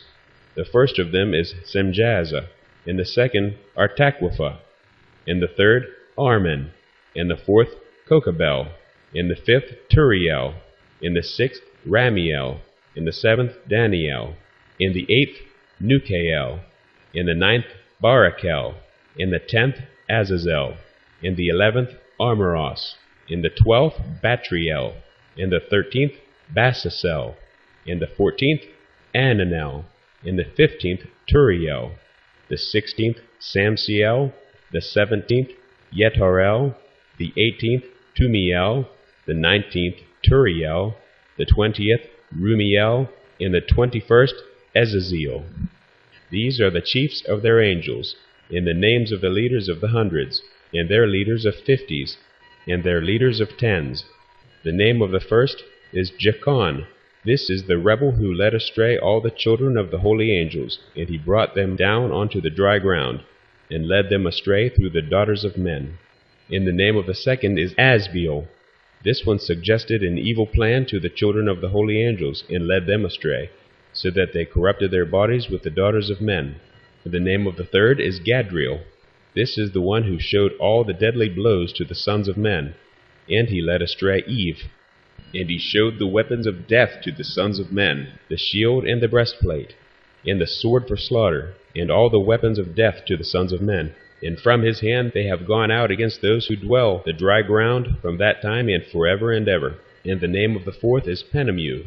This one showed the sons of men the bitter and the sweet, and showed them all the secrets of their wisdom. He taught men the art of writing with ink and paper, and through this many have gone astray, from eternity to eternity, and to this day. For men were not created for this, that they should confirm their faith with pen and ink. For men were created no differently from the angels, so that they might remain righteous and pure, and death, which destroys everything, would not have touched them. But through this knowledge of theirs they are being destroyed, and through this power death consumes them.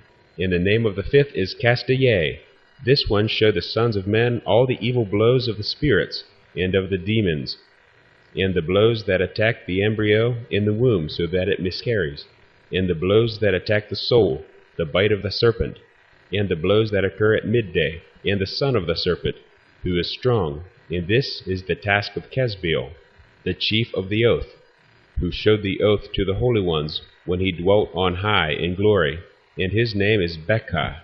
And this one told the holy Michael that he should show him the secret name, so that they might mention it in the oath, so that those who showed the sons of men everything that is secret trembled before that name and oath. And this is the power of this oath, for it is powerful and strong, and he placed this oath, Ake, in the charge of the holy Michael. These are the secrets of this oath, and they are strong through this oath. And heaven was suspended before the world was created, and forever. And through it the earth was founded upon the water, and from the hidden recesses of the mountains come beautiful waters, from the creation of the world and forever. Through that oath the sea was created, and as its foundation, for the time of anger, he placed for it the sand, and it does not go beyond it, from the creation of the world and forever. Through that oath the deeps were made firm, and they stand and don't move from their place, from the creation of the world and forever. And through that oath the sun and the moon complete their course, and do not transgress their command, from the creation of the world and forever. And through that oath the stars complete their course, and he calls their names, and they answer him, from the creation of the world and forever. And likewise the spirits of the water, of the winds, and of the breezes, and their paths, according to all the groups of the spirits. And there are kept in the storehouses of the sound of thunder, and of the light of the lightning, and there are kept in the storehouses of the hail, and the frost, and the storehouses of the mist, and the storehouses of the rain and dew. And all these make their confession, and give thanks in front of the Lord of hosts, and sing praises with all their power. And their food consists of all their thanksgiving, and they give thanks, praise, and exalt in the name of the Lord of hosts forever and ever. And this oath is strong over them, and through it they are kept safe, and their courses are not disturbed. And they had great joy, and they blessed, praised, and exalted, because the name of that Son of Man had been revealed to them. And he sat on the throne of his glory, and the whole judgment was given to that Son of Man, and he will cause the sinners to pass away and be destroyed from the face of the earth. And those who led astray the world will be bound in chains, and will be shut up in the assembly place of their destruction, and all their works will pass away from the face of the earth. And from then on there will be nothing corruptible, for that Son of Man has appeared, and has sat on the throne of his glory, and everything evil will pass away, and go from in front of him. And the word of that Son of Man will be strong in front of the Lord of hosts. This is the third speech of Enoch. And then I began to speak the third speech, about the righteous and about the elect. Blessed are you, the righteous and the elect, for your lot will be glorious. The righteous will be in the light of the sun, and the elect in the light of eternal life. And there will be no end of days of their life, and the days that are holy will be without number. They will seek the light, and will find righteousness with the Lord of hosts. Peace be to the righteous with the Lord of the world. And after this, it will be said to the holy that they seek in heaven the secrets of righteousness, the lot of faith, where it has become bright as the sun upon the dry ground, and darkness has passed away. There will be ceaseless light, and to a limit of days they will not come. For darkness will be destroyed beforehand, and the light will endure in front of the Lord of hosts, and the light of uprightness will endure in front of the Lord of hosts forever. In the 50th year, in the 7th month, on the 14th day of the month, in the life of Enoch. In that vision I saw how the heaven of heavens was shaken violently, and the host of the Most High and the angels, 1,000 thousands and 10,000 times 10,000, were extremely disturbed. Then I saw the Ancient of Days sitting on the throne of his glory, and the angels and righteous were sitting around him. And a great trembling seized me, and fear took hold of me. And my loins collapsed and gave way, and my whole being melted, and I fell upon my face. And the holy Michael sent another holy angel, one of the holy angels, and he raised me. And when he raised me, my spirit returned, for I had been unable to endure the sight of that host, and the disturbance, and the shaking of heaven. And the holy Michael said to me, What sight has disturbed you like this? Until today has the day of his mercy lasted, and he has been merciful and tolerant towards those who dwell on the dry ground. When the day and the power and the punishment and the judgment comes that the Lord of hosts has prepared for those who worship the righteous judgment, and for those who deny the righteous judgment, and for those who take his name in vain, and that day has been prepared, for the elect a covenant, but for the sinners a test. On that day 2 monsters will be separated from one another, a female monster, whose name is Leviathan, to dwell in the depths of the sea, above the springs of the water. And the name of the male is Behemoth, who occupies with his breast an immense desert named Dendane, on the east of the garden, where the elect and the righteous dwell, where my great-grandfather was received, who was 7th from Adam, the first man whom the Lord of hosts made. Then I asked the other angel to show me the power of those monsters, how they were separated on one day, and thrown, one into the depths of the sea, and the other onto the dry ground of the desert. And he said to me, Son of man, you here wish to know what is secret? And the angel of peace who was with me said to me, These 2 monsters, prepared in accordance with the greatness of the Lord, will feed them that punishment of the Lord. And children will be killed with their mothers, and sons with their fathers. When the punishment of the Lord of hosts rests upon them, it will remain resting, so that the punishment of the Lord of hosts may not come in vain upon these. Afterwards the judgment will be according to his mercy and his patience. In those days I saw long cords given to those angels, and they acquired wings for themselves, and flew, and went towards the north. And I asked the angel, saying, Why did these take the cords and go? And he said to me, They went so that they may measure. And the angel who went with me said to me, These will bring the measurements of the righteous, and the ropes of the righteous, to the righteous, that they may rely on the name of the Lord of hosts forever and ever. The elect will begin to dwell with the elect, and these measurements will be given to faith, and will strengthen righteousness. These measurements will reveal all the secrets of the depths of the earth. And those who were destroyed by the desert, and those who were devoured by the fish of the sea, and by the animals, that they may return and rely on the day of the Messiah. For no one will be destroyed in front of the Lord of hosts, and no one can be destroyed. All those in the heavens above receive a command, and power, and one voice, and one light like fire was given to them. And him, before everything, they blessed, and exalted, and praised in wisdom. And they showed themselves wise in speech, and in the spirit of life. And the Lord of hosts set the Messiah on the throne of his glory, and he will judge all the works of the holy ones in heaven above. And in the balance he will weigh their deeds. When he lifts his face to judge their secret ways according to the word of the name of the Lord of hosts, and their path according to the way of the righteous judgment of the Lord Most High, They will all speak with one voice, and bless, and praise, and exalt, and glorify the name of the Lord of hosts.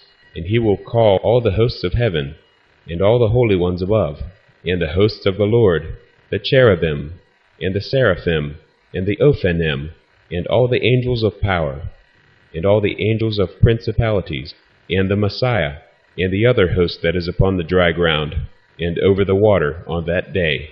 They will raise one voice, and will bless, and praise, and glorify, and exalt in the name of faith, and in the spirit of wisdom, and of patience, and in the spirit of mercy, and in the spirit of justice, and of peace, and in the spirit of goodness.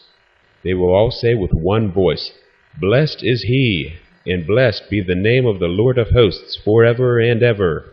All those who do not sleep in heaven above will bless him. All his holy ones who are in heaven will bless him, and all the elect ones who dwell in the garden of life, and every spirit able to bless, and praise, and exalt, and sanctify your holy name. And all flesh, which to the limit of its power, will praise, and bless your name forever and ever. For great is the mercy of the Lord of hosts, and he is tolerant, and all his works, and all his forces, as many as he has made, he has revealed to the elect and the righteous, in the name of the Lord of hosts. Then the Lord commanded the kings, and the mighty, and the exalted, and those who dwell upon the earth, and said, Open your eyes, and raise your horns if you are able to accept the Messiah. And the Lord of hosts sat on his throne of glory, and the Spirit of righteousness was poured out on him, and the word of his mouth kills all the sinners and all the lawless, and they are destroyed in front of him. On that day all the kings and the mighty and the exalted and those who possess the earth will stand up, and they will see and recognize how he sits on the throne of his glory. And the righteous are judged in righteousness in front of him, and no idle word is spoken in front of him. Pain will come upon them as upon a woman in labor, for whom giving birth is difficult when her child enters the mouth of the womb, and she has difficulty giving birth. And one half of them will look at the other, and they will be terrified, and will cast down their faces, and pain will take hold of them when they see that Son of a woman sitting on the throne of his glory. The mighty kings and all those who possess the earth will praise, bless, and exalt him who rules everything that is hidden. For from the beginning that Son of Man was hidden, and the Most High kept him in the presence of his power, and revealed him only to the elect. And the community of the holy and elect will be sown, and all the elect will stand before him on that day. And all the mighty kings and the exalted and those who rule the dry ground will fall down before him on their faces and worship, and they will set 13. The storehouses. It came to pass after this that while he was living his name was lifted from those who dwell upon the dry ground to the presence of that Son of Man, and to the presence of the Lord of hosts. And he was lifted on the chariots of the Spirit, and his name vanished from among them. And from that day I was not counted among them. And he placed me between two winds, between the north and the west, where the angels took the cords to measure for me the place for the elect and the righteous. And there I saw the first fathers and the righteous, who from the beginning of the world dwelt in that place. And it came to pass after this, that my spirit was carried off, and it went up into the heavens. I saw the sons of the holy angels treading upon flames of fire. Their garments were white, and their clothing, and the light of their face was like snow. And I saw 2 rivers of fire, and the light of that fire shone like a hyacinth, and I fell upon my face in front of the Lord of hosts.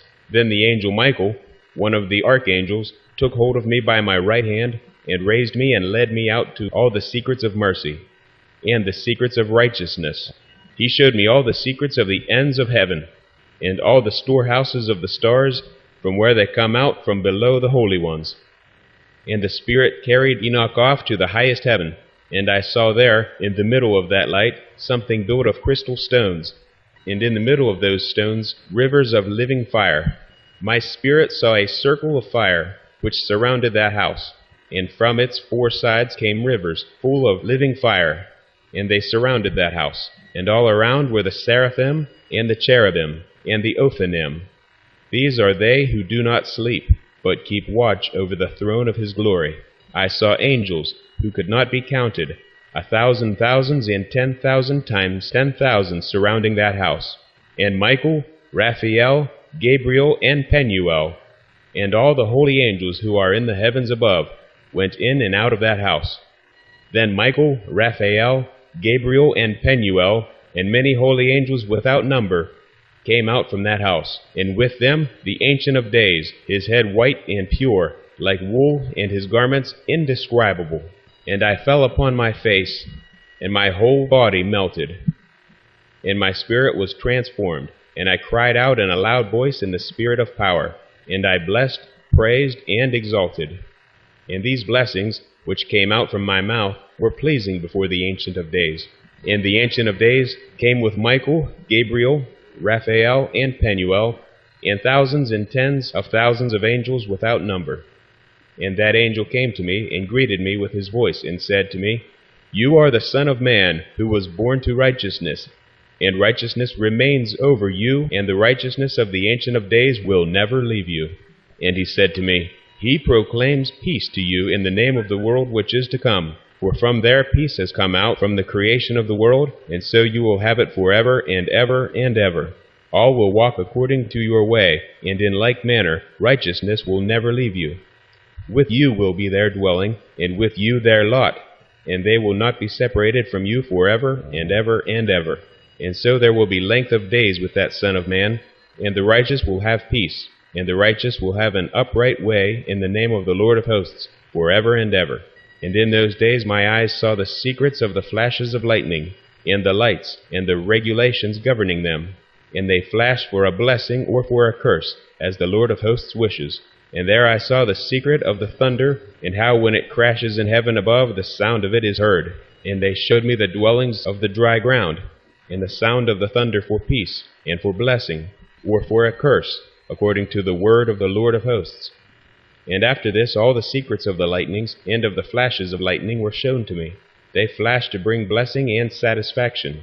And the other angel spoke to me, the one who went with me, and showed me what is secret, what is first and last in heaven, in the heights and under the dry ground, in the depths and at the ends of heaven, and at the foundations of heaven, and in the storehouses of the winds, and how the spirits are distributed, and how they are weighed, and how the springs and the winds are counted according to the power of their spirit, and the power of the light of the moon, and the divisions of the stars according to their names, and how all the divisions are made, and the thunder according to the places where it falls, and all the divisions that are made in lightning, so that it may flash, and its hosts, how they quickly obey.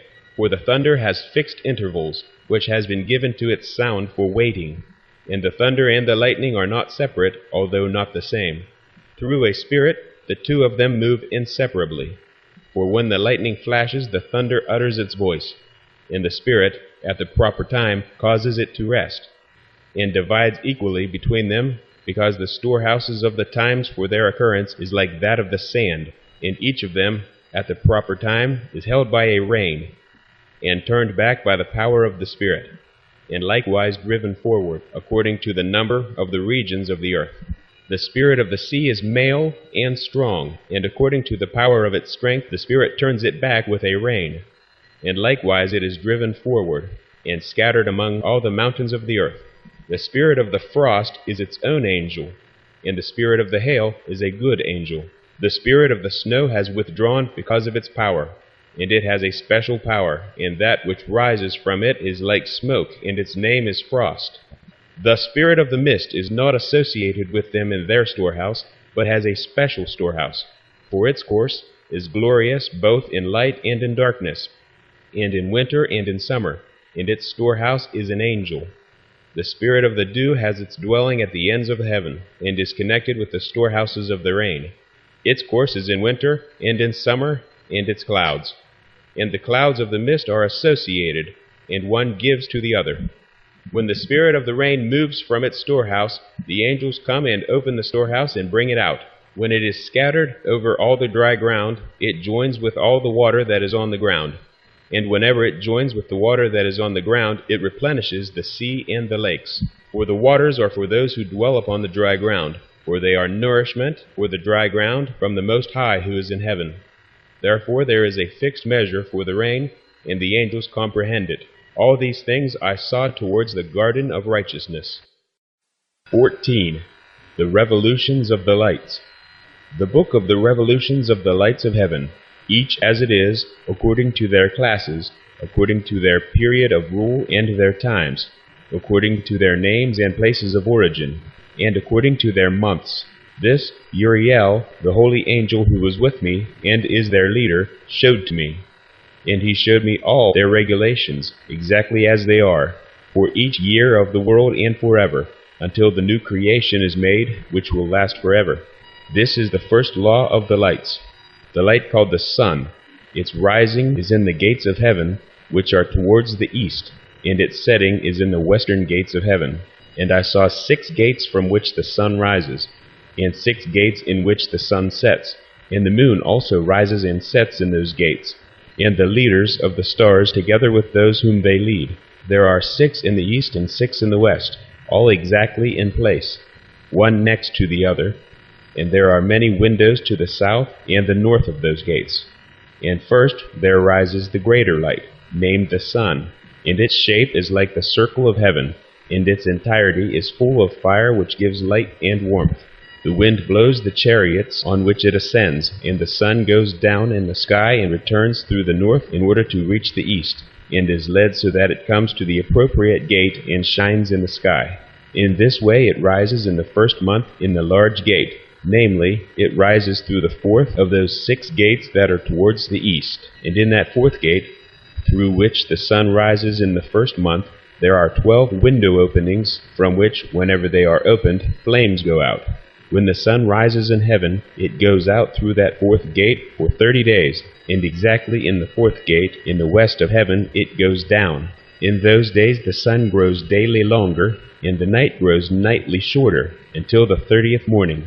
On that day the sun becomes longer than the night by a double part, and the day amounts to exactly 10 parts, and the night amounts to 8 parts.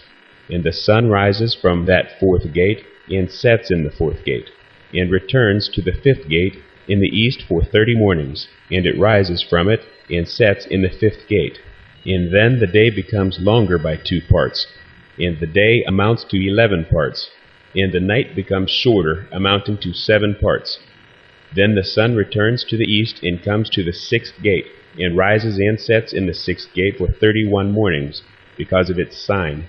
On that day the sun becomes longer than the night, and the day becomes double the night, and the day amounts to 12 parts, and the night becomes shorter and amounts to 6 parts.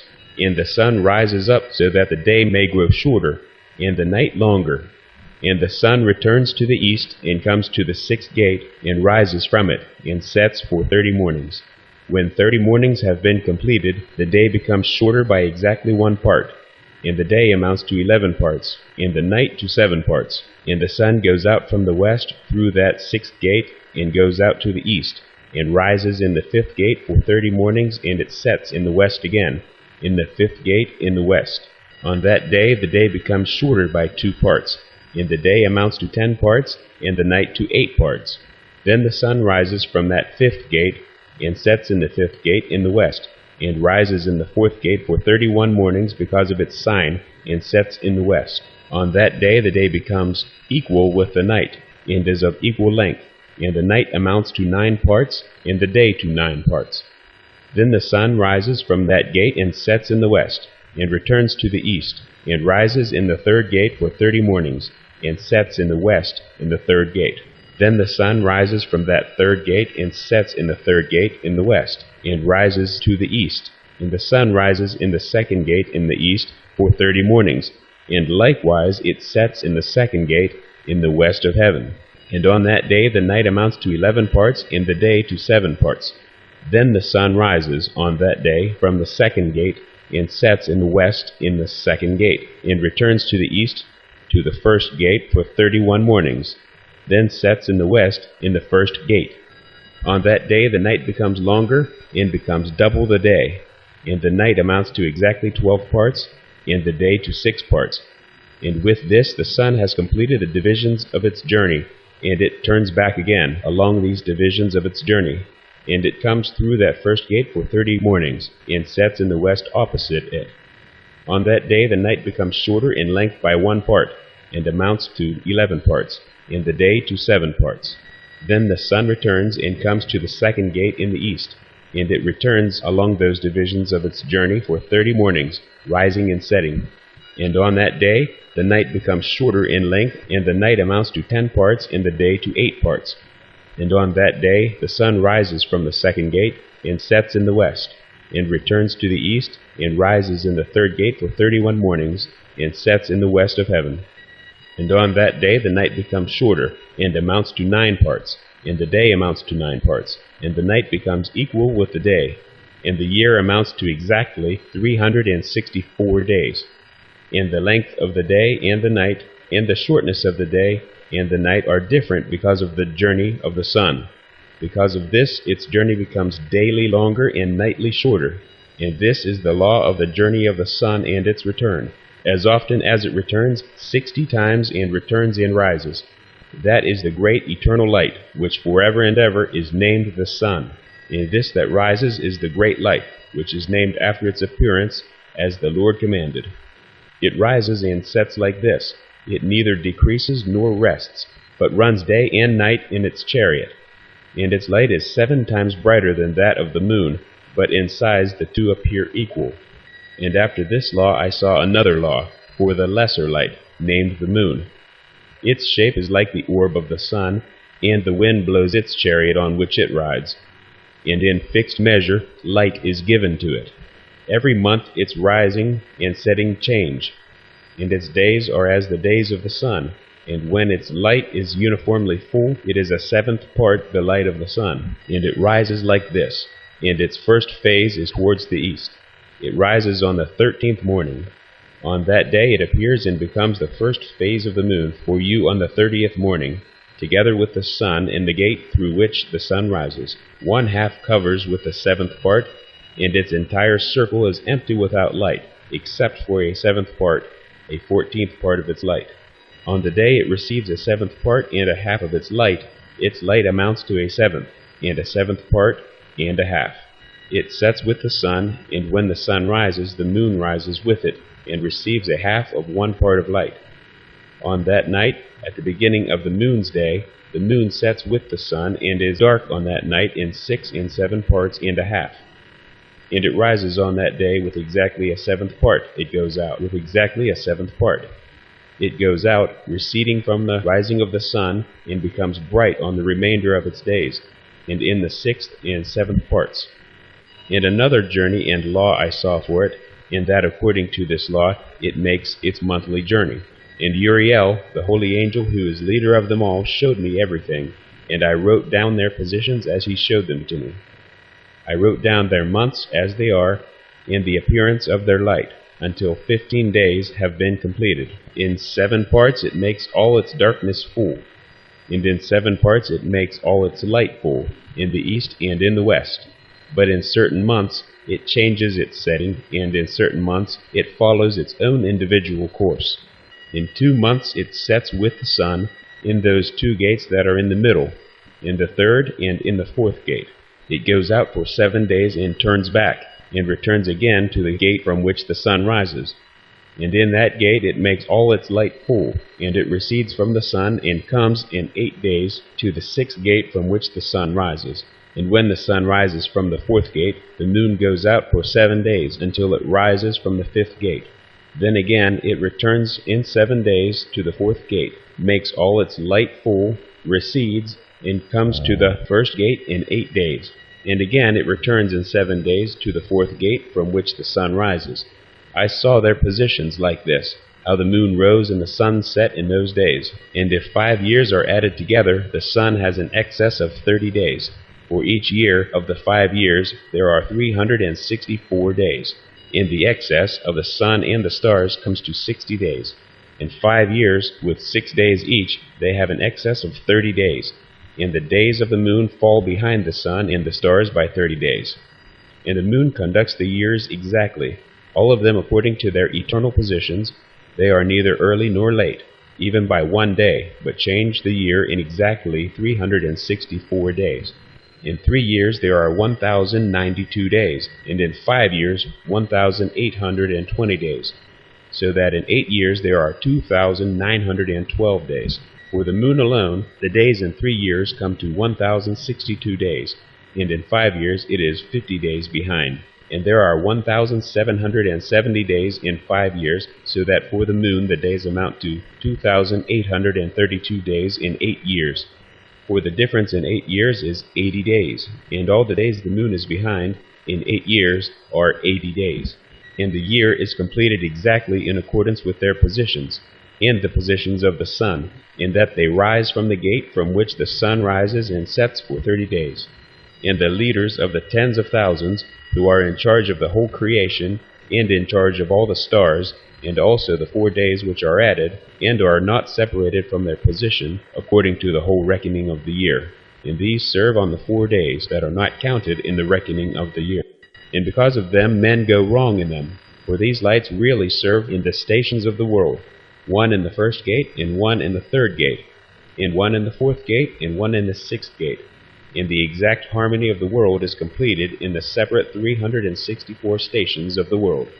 For the signs and the times and the years and the days were shown to me by the angel Uriel, whom the Lord of eternal glory has placed in charge of all the lights in heaven and in the world, so that they might rule on the face of the heaven and appear over the earth, and be leaders of the day and night, the sun, the moon, the stars, and all the serving creatures who revolve in the chariots of heaven. Likewise Uriel showed me 12 gate openings in the circle of the chariot of the sun, in the sky, from which the rays of the sun come out, and from them heat comes out over the earth when they are opened at the times that are appointed for them. There are also openings for the winds, and for the spirit of the dew, when they are opened at their times to stand open at the end of heaven.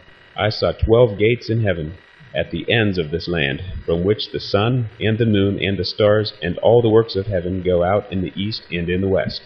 And there are many window openings to the north and to the south, and each window at its appointed time sends out heat corresponding to those gates, from which the stars go out in accordance with his command to them, and in which they set according to their number. And I saw chariots in heaven running through the region above those gates, in which the stars that never set rotate. But one is bigger than all the others. It goes around through this whole place. At the ends of the earth I saw 12 gates open to all the winds, from which the winds come out and blow over the earth.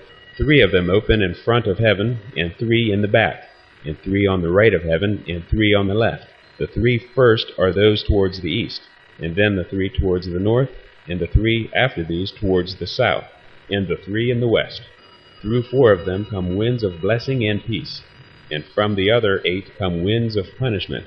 When they are sent, they bring devastation to the whole earth, and to the water which is on it, and to all those that dwell upon it, and to everything that is in the water and on the dry ground. And the first wind from those gates, called the east wind, comes out through the first gate, which is toward the east. The one that comes from the south brings devastation, drought, heat, and destruction. Through the second gate, in the middle, comes what is right, and from it comes rain, fruitfulness, prosperity, and dew. Through the third gate, which is towards the north, comes cold and drought. After these the winds toward the south come out, through 3 gates. First, through the first of the gates, which inclines towards the east, comes a hot wind. Through the middle gate, which is next to it, come pleasant fragrances, and dew, rain, prosperity, and life. Through the third gate, which is towards the west, come dew, rain, locusts, and devastation. After these the winds towards the north. From the 7th gate, which is toward the east, come dew and rain, locusts, and devastation. And through the gate exactly in the middle come rain and dew, life and prosperity. Through the third gate, which is towards the west, come mist, frost, snow, rain, dew, and locusts. After these are the winds towards the west. Through the first gate, which inclines towards the north, come dew, rain, ice, cold, snow, and frost. And from the middle gate come dew, rain, prosperity, and blessing. Through the last gate, which is towards the south, come drought and devastation, burning and destruction. And in this manner the 12 gates of the 4 quarters of heaven are complete. And all their laws, and all their punishments, and all their benefits I have shown to you, my son Methuselah. They called their first quarter eastern, because it is the first, and they called the second the south, because there the Most High descends. and especially the one who is blessed forever descends there. And the western quarter is called waning, because there all the lights of heaven wane and go down. And the fourth quarter, named the north, is divided into 3 parts. And the first of them is the dwelling place for men, and the second contains seas of water, and the deeps, and the forests, and the rivers, and darkness and mist. And the third part contains the garden of righteousness.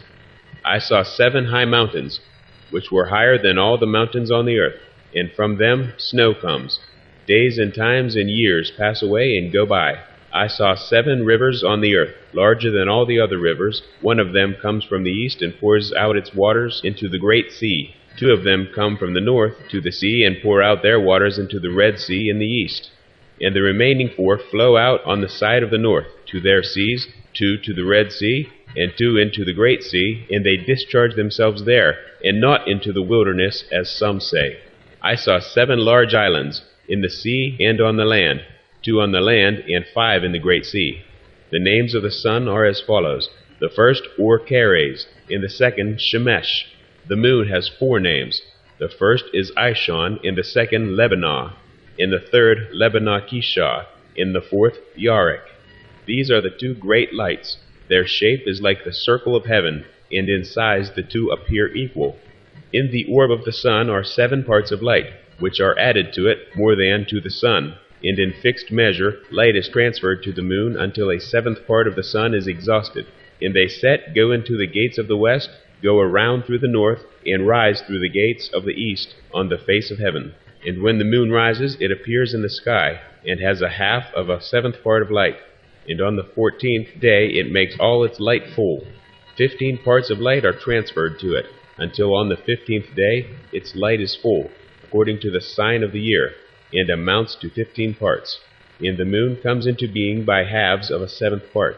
And in its waning on the first day, it decreases to 14 parts of its light, and on the 2nd to 13 parts, and on the 3rd to 12 parts, and on the 4th to 11 parts, and on the 5th to 10 parts, and on the 6th to 9 parts, and on the 7th to 8 parts, and on the 8th to 7 parts, and on the 9th to 6 parts, and on the 10th to 5 parts, and on the 11th to 4 parts, and on the 12th to 3, and on the 13th to 2, and on the 14th to half of a 7th part.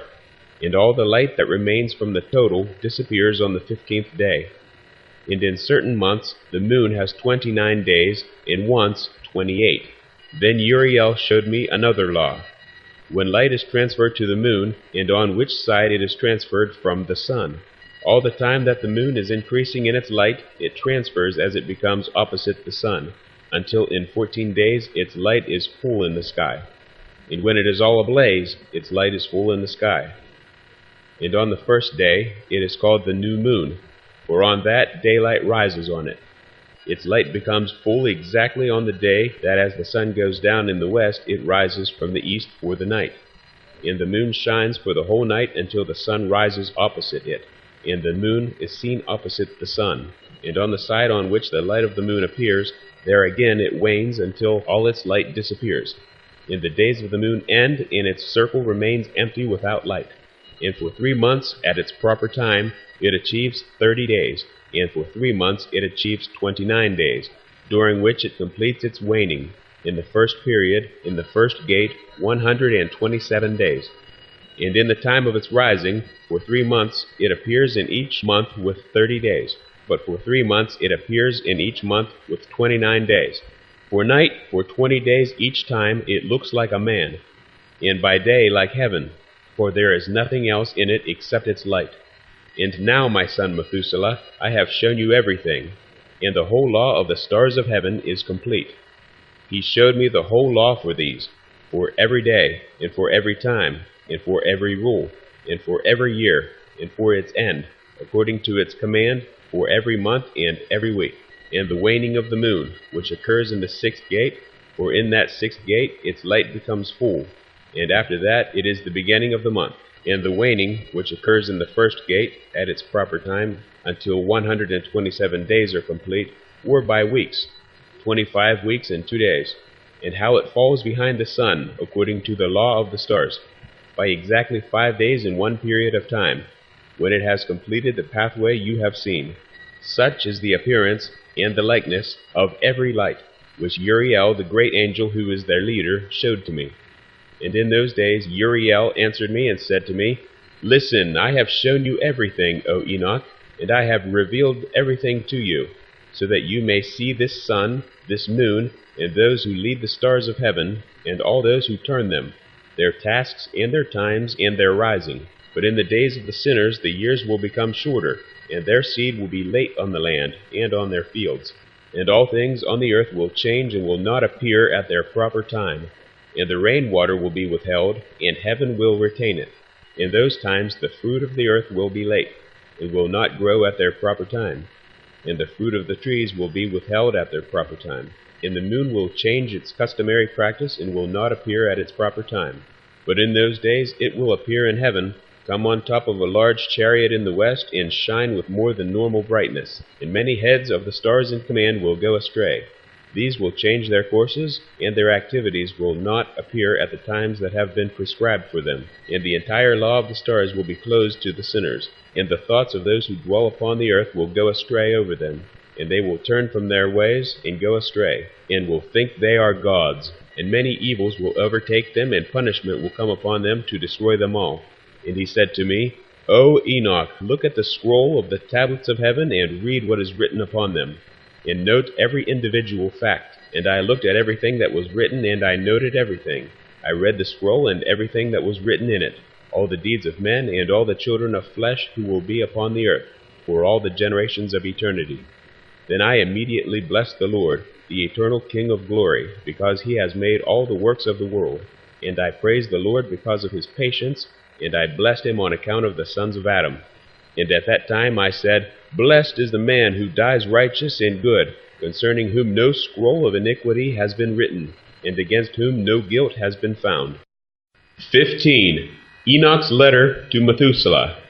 Then these three holy ones brought me and set me on the earth in front of the door of my house, and said to me, Tell everything to your son Methuselah, and show all your children that no flesh is righteous before the Lord, for he created them. For 1 year we will leave you with your children, until you have regained your strength, so that you may teach your children, and write these things down for them, and bear witness to all your children.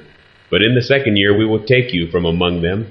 Let your heart be strong, for the good will proclaim righteousness to the good. The righteous will rejoice with the righteous, and they will wish each other well. But the sinner will die with the sinners, and the apostate will sink with the apostate. And those who practice righteousness will die because of the deeds of men, and will be gathered in because of the deeds of the ungodly.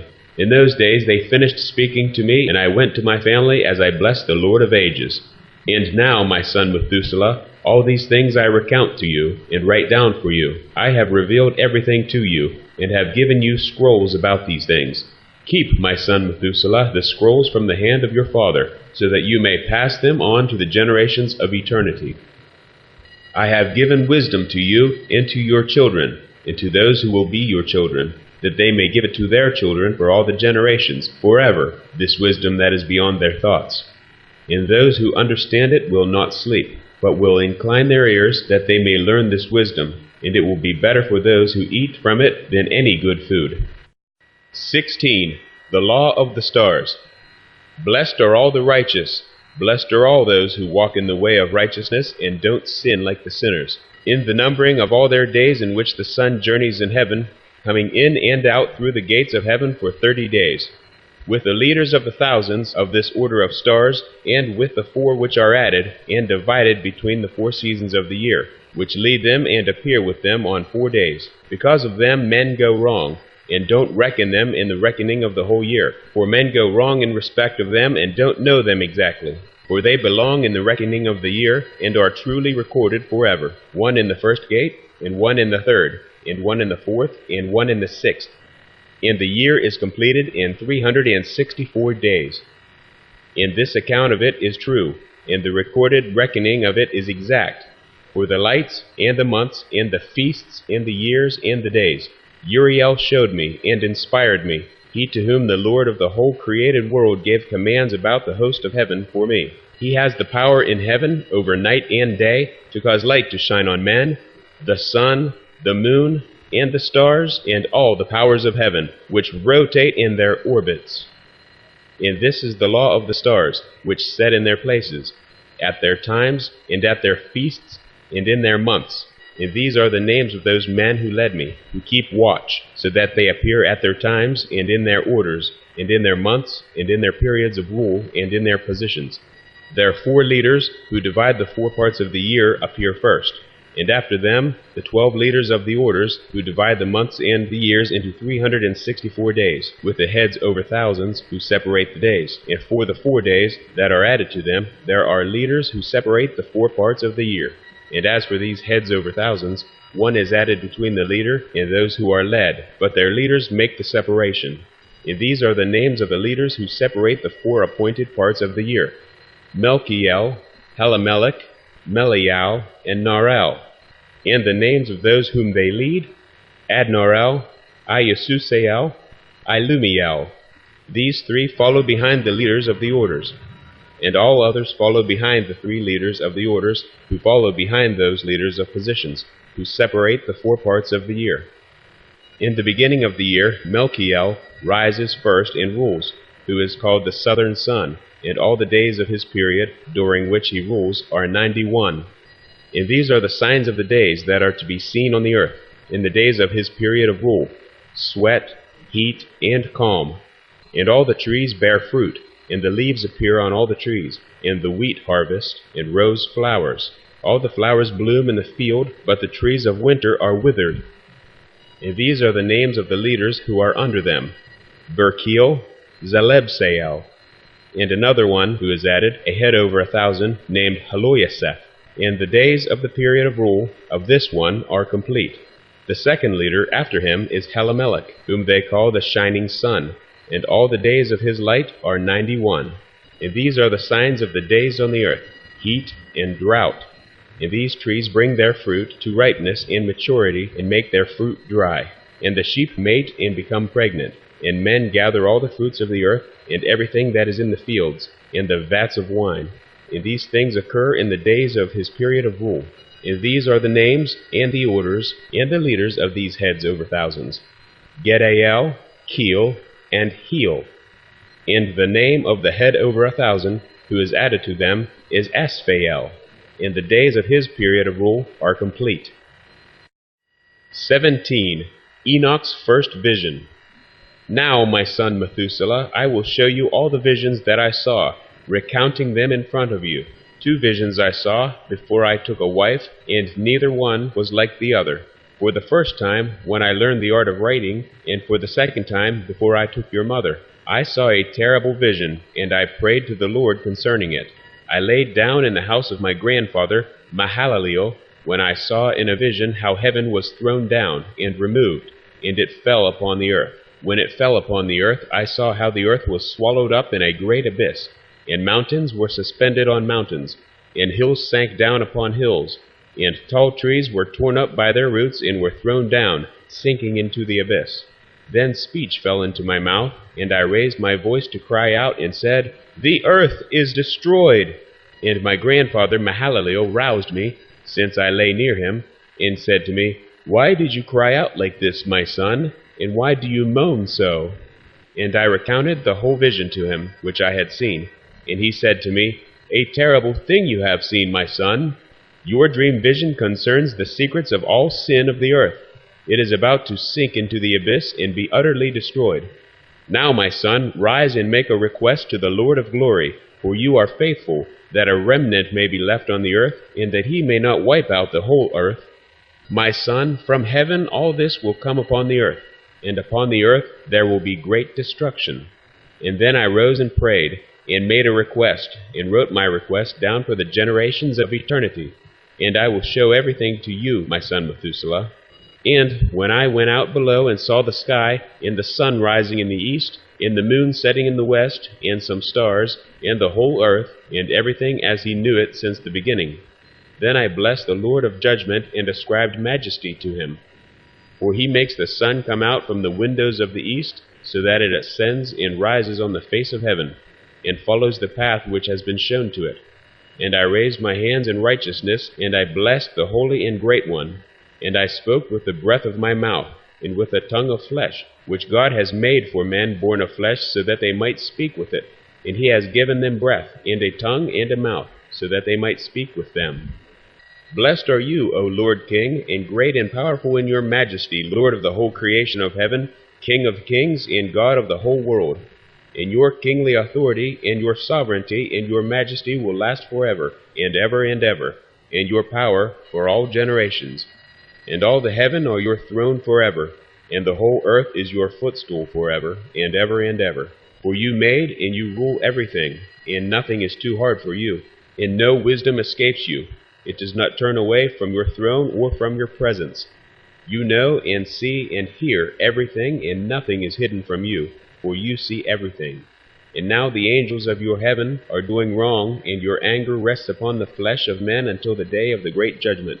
And now, O God, Lord and great King, I beg and ask that you will fulfill my prayer to leave me a posterity on earth, and not to wipe out the flesh of men and make the earth empty, so that there is destruction forever. And now, my Lord, wipe out from the earth the flesh that has provoked your anger, but the flesh of righteousness and uprightness establish as a seed-bearing plant forever. And do not hide your face from the prayer of your servant, O Lord. 18. Prophecy of the Animals. And after that I saw another dream, and I will show it all to you, my son. Then Enoch raised his voice and said to his son Methuselah, To you I speak, my son. Hear my words, and incline your ear to the dream vision of your father. Before I took your mother, Edna, I saw a vision on my bed, and a bull, Adam, came out of the earth, and that bull was white. And after it a heifer, Eve, came out, and with the heifer came 2 bullocks. One of them was black, Cain, and the other red, Abel. And that black bullock, Cain, struck the red one, Abel, and pursued it over the earth. And from then on I could not see that red bullock, Abel. But that black bullock, Cain, grew, and a heifer, his wife, went with it. And I saw that many bulls, Cain's descendants, came out from it, which were like it, and followed behind it. And that cow, Eve, that first one, came from the presence of that first bull, Adam, seeing that red bullock, Abel, but did not find it. And then it moaned bitterly, and continued to seek it. And I looked until that first bull, Adam, came to it, and calmed it. And from that time it did not cry out. And after this she gave birth to another white bull, Seth. And after this she gave birth to many black bulls and cows, many other children. And I saw in my sleep that white bull, Seth, how it likewise grew and became a large white bull. And from it came many white bulls, and they were like it. And they began to father many white bulls, descendants, that were like them, one following another. And again I looked with my eyes as I was sleeping, and I saw heaven above, and a star, Azazel, fell from heaven, and it arose and ate and pastured among those bulls.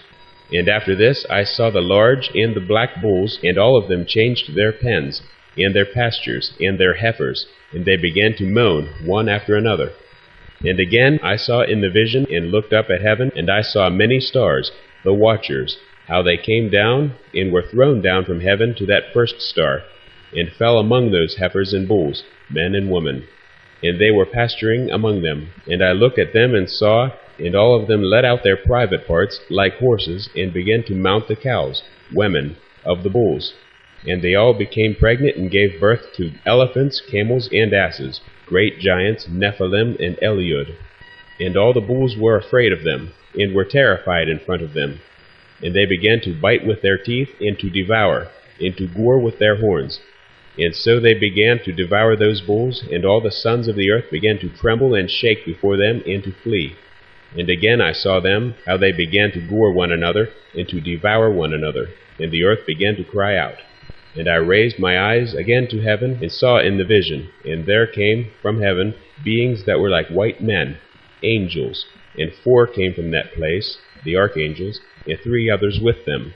And those 3 who came out last took hold of me by my hand, and raised me from the generations of the earth, and lifted me up unto a high place, and showed me a tower high above the earth, and all the hills were lower. And one said to me, Remain here until you have seen everything which is coming upon these elephants, camels, and asses, great giants, Nephilim, and Eliud, and upon the stars, the watchers, and upon all the bulls, the men. And I saw one of those four, Raphael, who had come out first, how he took hold of that first star, Azazel, which had fallen from heaven, and bound it by its hands and feet, and threw it into an abyss. And that abyss was narrow, and deep, and horrible, and dark. And one of them drew his sword, and gave it to those elephants, camels, and asses, great giants, Nephilim, and Eliud, and they began to strike one another, and the whole earth shook because of them. And as I looked in the vision, one of those four who had come out cast a line from heaven, and gathered and took all the large stars, those whose private parts were like the private parts of horses, and bound them all by their hands and their feet, and threw them into a chasm of the earth. And one of those four went to a white bull, Noah, and taught him a mystery, trembling as he was. He was born a bull, but became a man, and built for himself a large vessel, the ark, and dwelt on it. And 3 bulls, Shem, Ham, and Japheth, went with him in that vessel, and they were covered over. And again I raised my eyes to heaven, and saw a high roof with 7 water channels on it, the upper waters. And those channels discharged much water into an enclosure, the earth. And I looked again, and springs, fountains of the deep, opened on the floor of that large enclosure, the earth, and water began to bubble up, and to rise over the floor. And I looked at that enclosure, the earth, until its whole floor was covered by water. And water, darkness, and mist increased on it. And I looked at the height of that water, and that water had risen above that enclosure, and was pouring out over the enclosure, and it remained on the earth. And all the bulls of that enclosure, the wicked generation, were gathered together, until I saw how they sank and were swallowed up and destroyed in that water. And that vessel, the ark, floated on the water. But all the bulls, elephants, camels, and asses, men, great giants, Nephilim, and Eliud, sank to the bottom, together with all the animals, so that I could not see them. And they were unable to get out, but were destroyed, and sank into the depths.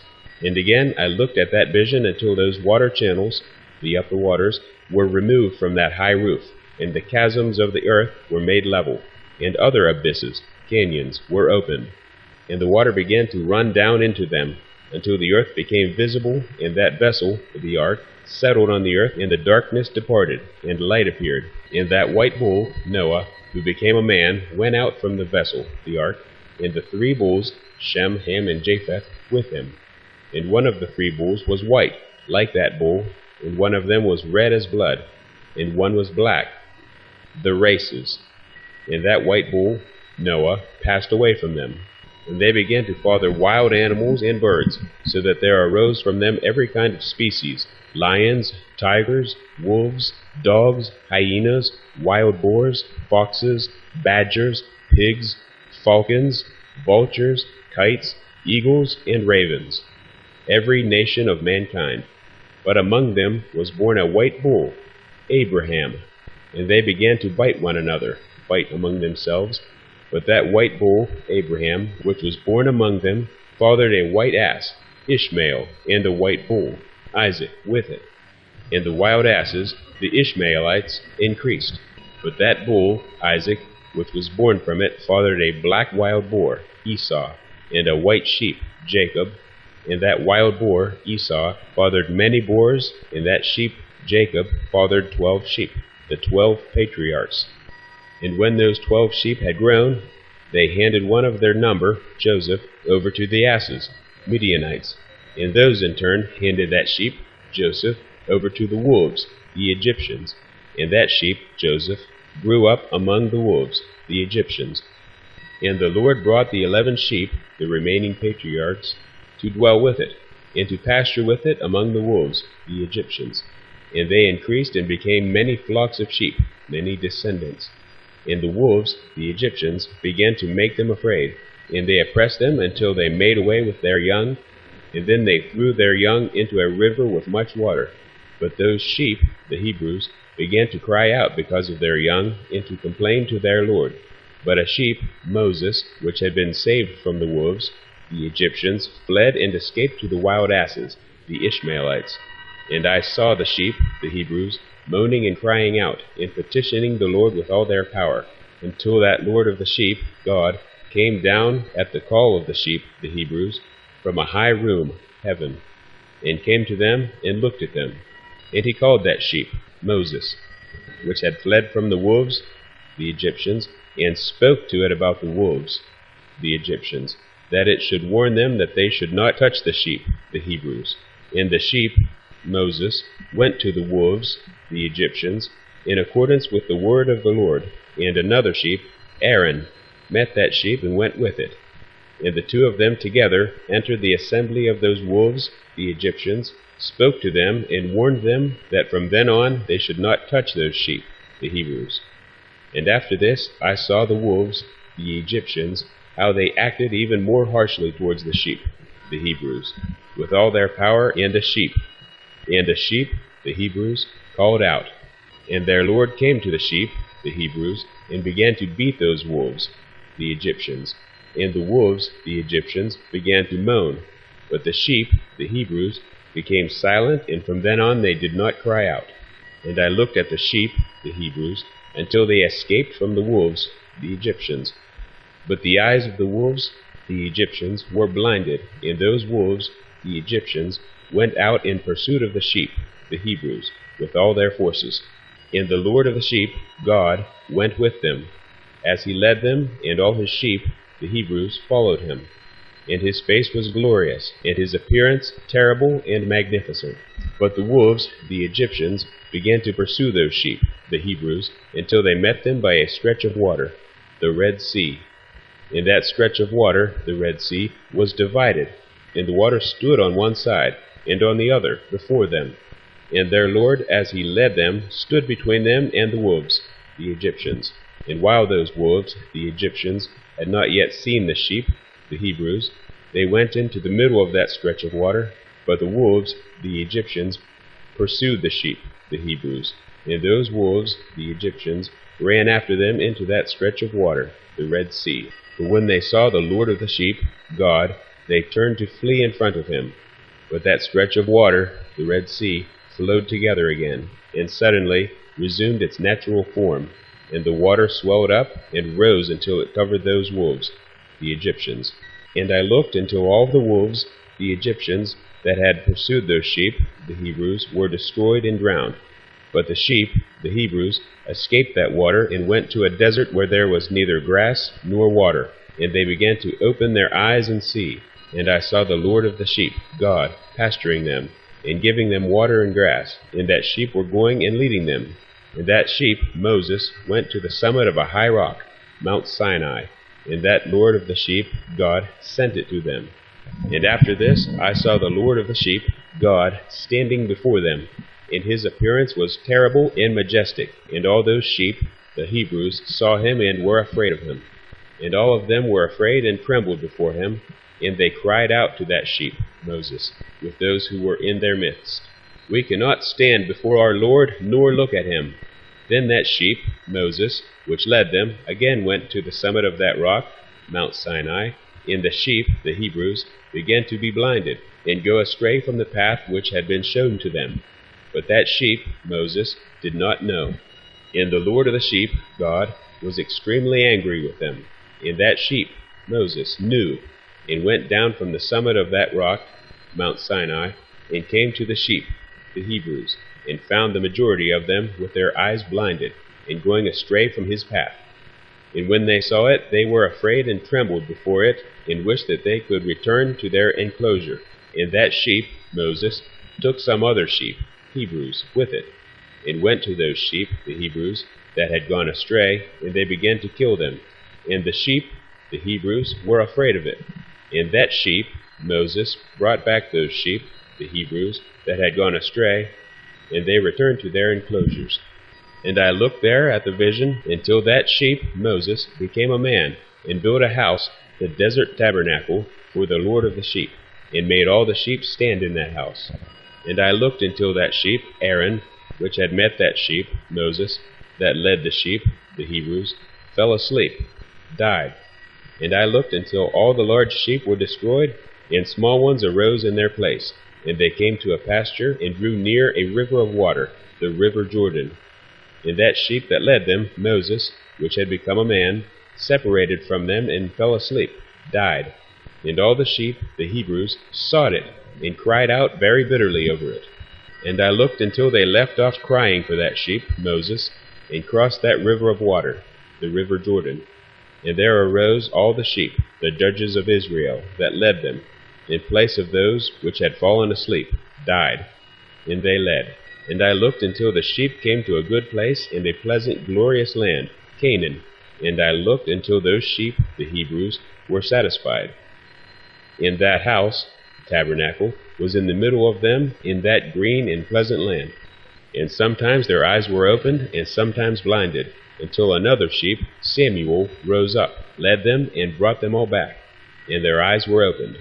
And the dogs, and the foxes, and the wild boars began to devour those sheep, the Hebrews, until the Lord of the sheep, God, raised up a ram, King Saul, from among them, which led them.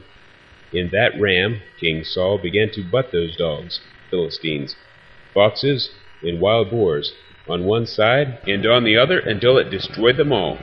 And the eyes of that sheep, Samuel, were opened, and it saw that ram, King Saul, in the middle of the sheep, the Hebrews, how it renounced its glory, and began to butt those sheep, the Hebrews, and how it trampled on them and behaved inappropriately.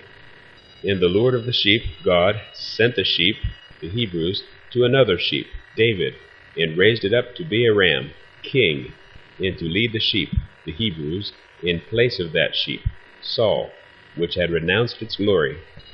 And it went to it, and spoke with it alone, and raised up that ram, King David, and made it the prince and leader of the sheep, the Hebrews. And during all this, those dogs, Philistines, oppressed the sheep.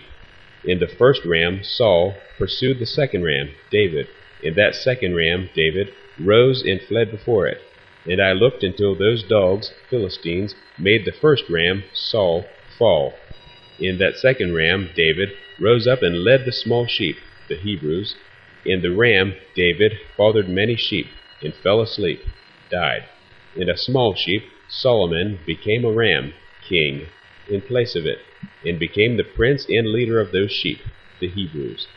And those sheep, Hebrews, grew and increased, but all the dogs, Philistines, and foxes, and wild boars were afraid and fled from it. And that ram, King Solomon, butted and killed all the animals. And those animals did not again prevail against the sheep, the Hebrews, and did not seize anything further from them. And that house became large and broad, and for those sheep, the Hebrews, a high tower, temple, was built on that house for the Lord of the sheep, God. And that house was low, but the tower, temple, was raised up high.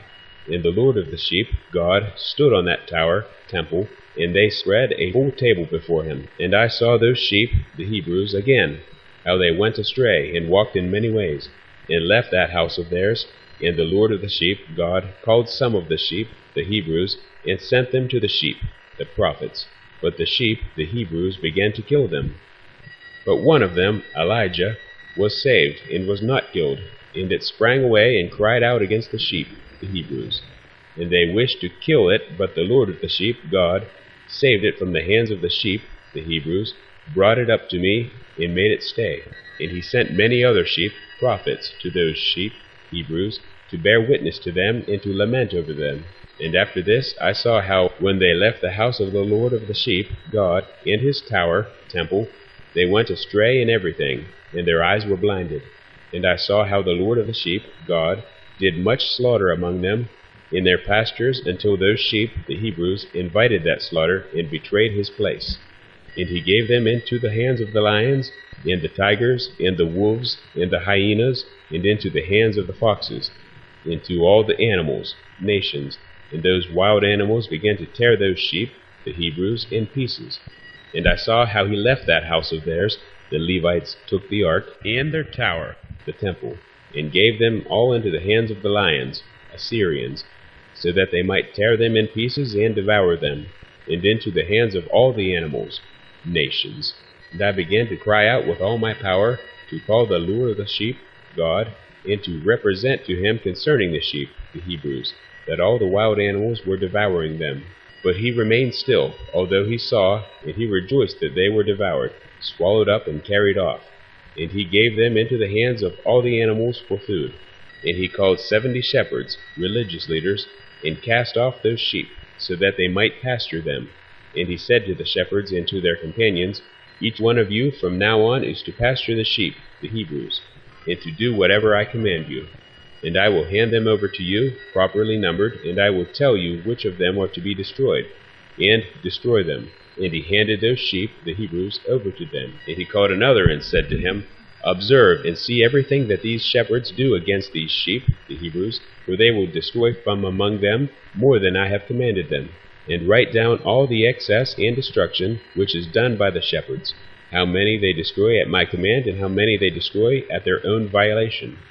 Write down against each shepherd, individual, all that he destroys, and read out in front of me exactly how many they destroy of their own violation, and how many are handed over for destruction, so that this may be evidence for me against them, so that I may know all the deeds of the shepherds in order to hand them over for judgment. And I will see what they do, whether they abide by my command with which I have commanded them or not.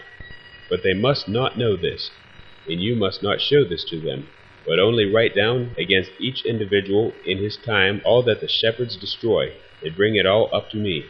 And I looked until those shepherds pastured at their times, and they began to kill and destroy more than they were commanded. And they gave those sheep, the Hebrews, into the hands of the lions, the Assyrians. And the lions and the tigers devoured and swallowed up the majority of those sheep, the Hebrews, and the wild boars devoured with them. And they burned down that tower, the temple, and demolished that house. And I was extremely sad about the tower, temple, because that house of the sheep had been demolished. And after that I was unable to see whether those sheep went into that house. And the shepherds and their companions handed those sheep, the Hebrews, over to all the animals, nations, so that they might devour them. Each one of them at his time received an exact number, and for each of them, one after the other, there was written in a scroll how many of them were destroyed. And each one killed and destroyed more than was prescribed, and I began to weep and moan very much because of those sheep, Hebrews. And likewise in the vision I saw that one who wrote, how each day he wrote down each one that was destroyed by those shepherds. And he brought up and presented the whole scroll to the Lord of the sheep, everything they had done, and all that each one of them had made away with, and all that they had handed to destruction. And the scroll was read out in front of the Lord of sheep, God, and he took the scroll in his hand, read it, sealed it, and put it down. And after this I saw how the shepherds pastured for 12 hours, and 3 of those sheep, Ezra, Haggai, and Zechariah, returned, to return after exile, and arrived, and came and began to build up all that had fallen down from that house. But the wild boars, Samaritans, hindered them so that they could not. And they again began to build as before, and they raised up that tower, and it was called the High Tower, the second temple. And they began again to place a table before the tower, the second temple, but all the bread on it was unclean and was not pure. And, besides all this, the eyes of these sheep were blinded so that they could not see, and their shepherds likewise. And they handed yet more of them over to destruction, and they trampled on the sheep, the Hebrews, with their feet, and devoured them. But the Lord of the sheep, God, remained still, until all the sheep were scattered abroad, and had mixed with them, and they did not save them from the hands of the animals, nations. And that one who wrote the scroll brought it up, showed it, and read it out in the dwelling of the Lord of the sheep, God. And he begged them on behalf of them, and petitioned him, as he showed him all the deeds of their shepherds, and testified in front of him against all the shepherds. And he took the scroll, put it down by him, and went out. And I looked until the time that 35 shepherds, the kings of Babylon, had pastured the sheep the same way, and each individually. They all completed their time like the first ones, and others received them into their hands to pasture them, at their time, each shepherd at his own time. And after this I saw in the vision all the birds of the sky coming, the eagles, the vultures, the kites, and the ravens, Syrians. But the eagles, Romans, led all the birds, and they began to devour those sheep, to peck their eyes out, and to devour their flesh. And the sheep, the Hebrews, cried out because the birds devoured their flesh. And I cried out and lamented in my sleep because of that shepherd who pastured the sheep, the Hebrews. And I looked until those sheep, the Hebrews, were devoured by those dogs, and by the eagles, the Romans, and by the kites, and they left them neither flesh nor skin nor tendon, until only their bones remained. And their bones fell upon the ground, and the sheep, Hebrews, became few. And I looked until the time that 23 shepherds had pastured, and they completed, each in his time, 58 times. And small lambs were born from those white sheep, and they began to open their eyes, to see, and to cry to the sheep, the Hebrews. But the sheep, the Hebrews, did not cry to them, and did not listen to what they said to them, but were extremely deaf, and their eyes were extremely and excessively blinded. And I saw in the vision how the ravens flew upon those lambs, and took one of those lambs, John the Baptist, and dashed the sheep to pieces, and devoured them. And I looked until horns came up on those lambs, but the ravens cast their horns down. And I looked until a big horn, the Messiah, grew on one of those sheep, the Hebrews, and their eyes were opened. And it looked at them, and their eyes were opened. And it cried to the sheep, the Hebrews, and the rams saw it, and they all ran to it. And besides all this, those eagles, the Romans, and vultures, and ravens, and kites, were all continually tearing the sheep, the Hebrews, in pieces, and flying upon them and devouring them.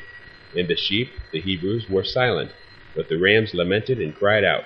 And those ravens battled and fought with it, the Messiah, and wished to make away with its horn, but they did not prevail against it. And I looked at them until the shepherds and the eagles, Romans, and the vultures, and kites, came and cried to the ravens that they should dash the horn of that ram, the Messiah, in pieces. And they fought and battled with it. And it fought with them and cried out so that its help might come to it.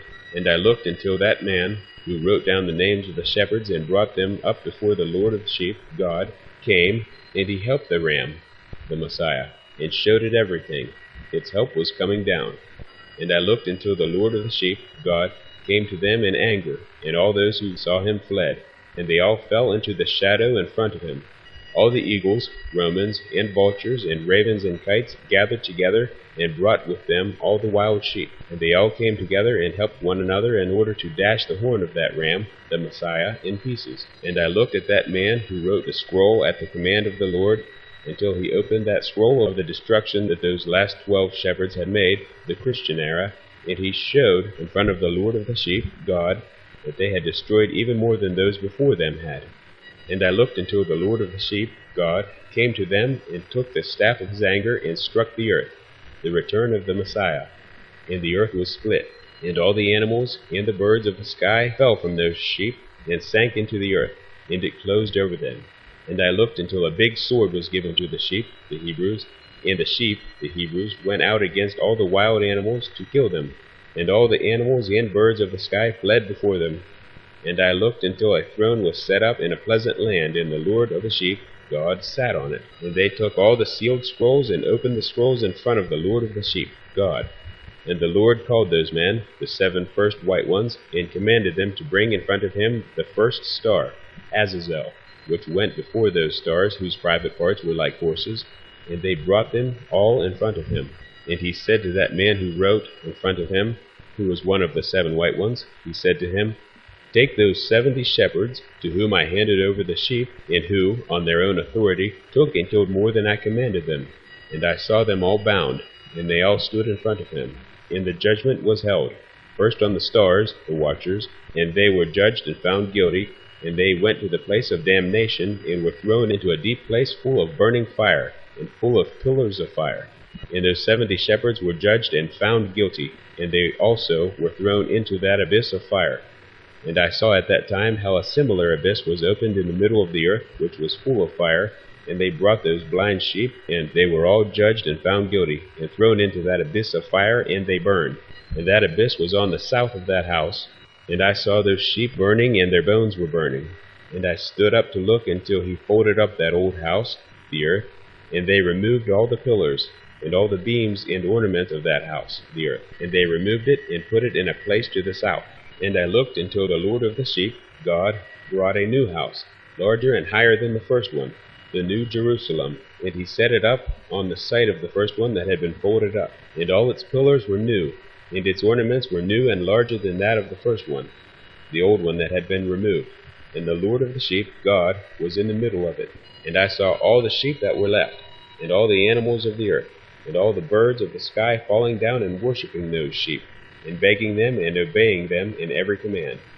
And after this, those 3 who were dressed in white, and had taken hold of my hand, the ones who had brought me up at first, they with the hand of the ram, the Messiah, also holding me, took me up, and put me down in the middle of those sheep before the judgment was held. And those sheep were all white, and their wool thick and pure.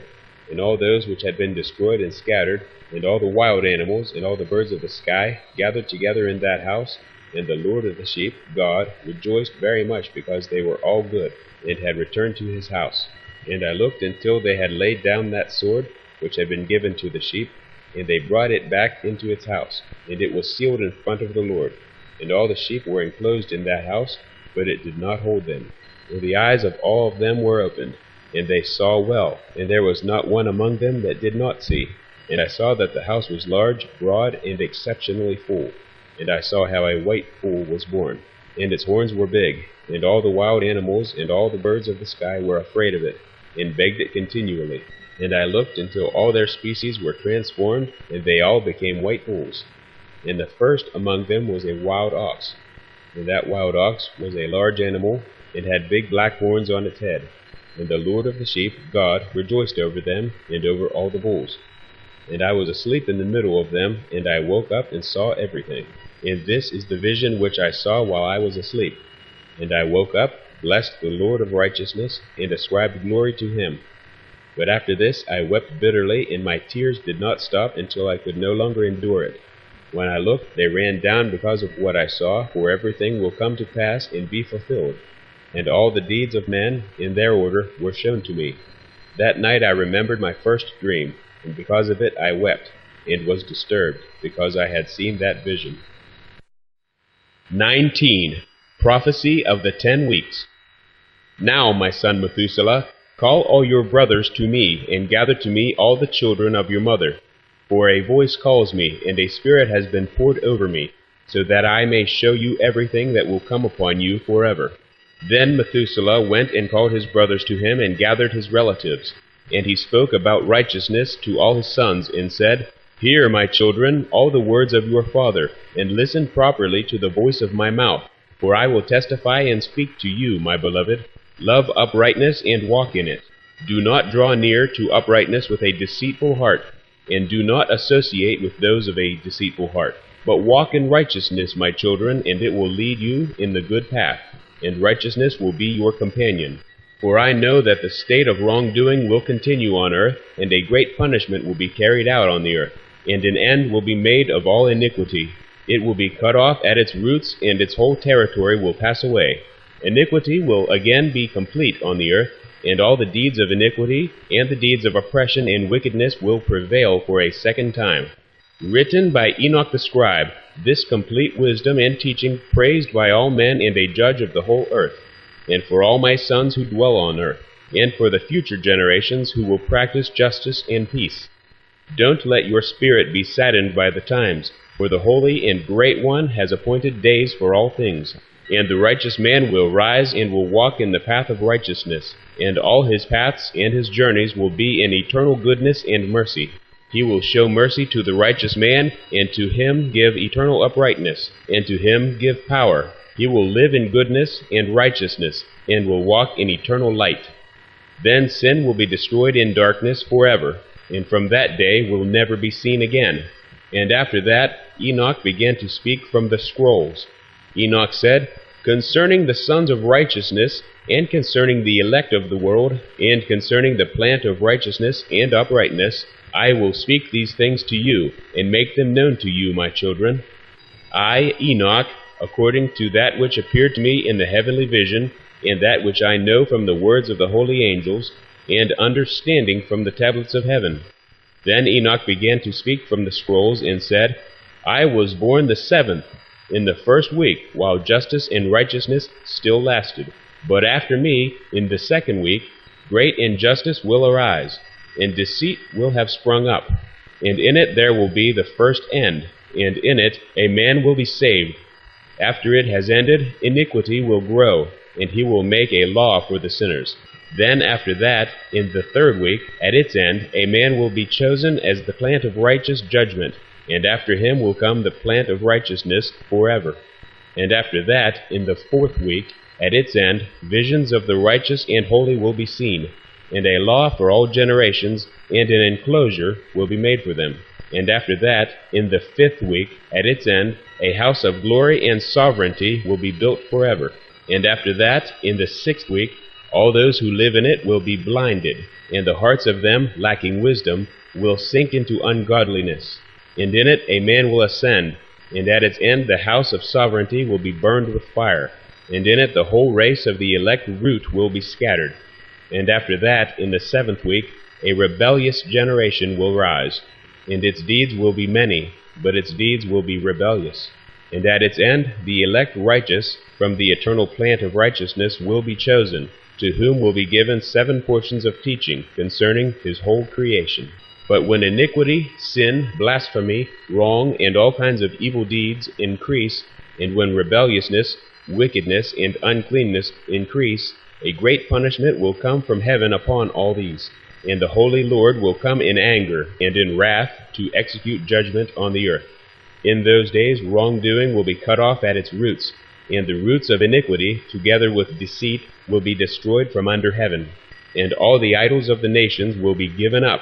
Their towers will be burned in fire, and they will remove them from the whole earth. And they will be thrown down into the judgment of fire, and will be destroyed in anger, in the severe judgment that is forever. And the righteous will rise from sleep, and wisdom will rise and will be given to them. After this, the roots of iniquity will be cut off, and the sword will destroy the sinners. The blasphemers will be cut off. In every place blasphemy will be destroyed by the sword. And after that, there will be another week, the 8th, that of righteousness. And a sword will be given at that time, so the righteous judgment may be executed on those who do wrong.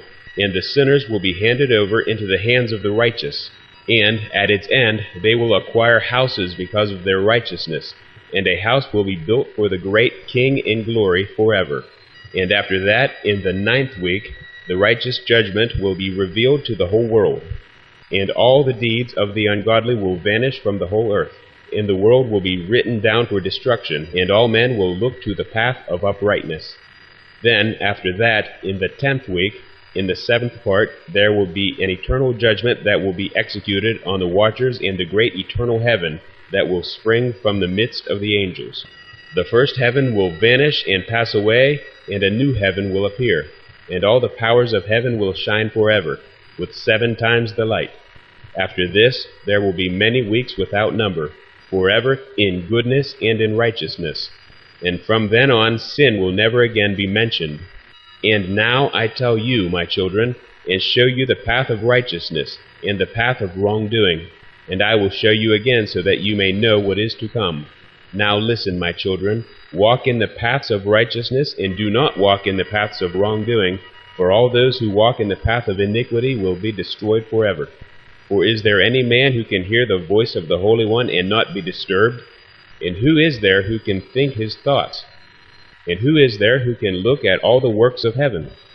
And how should there be anyone who could understand the works of heaven, and see a soul, or a spirit, and tell about it, or ascend and see all their ends and comprehend them, or make anything like them?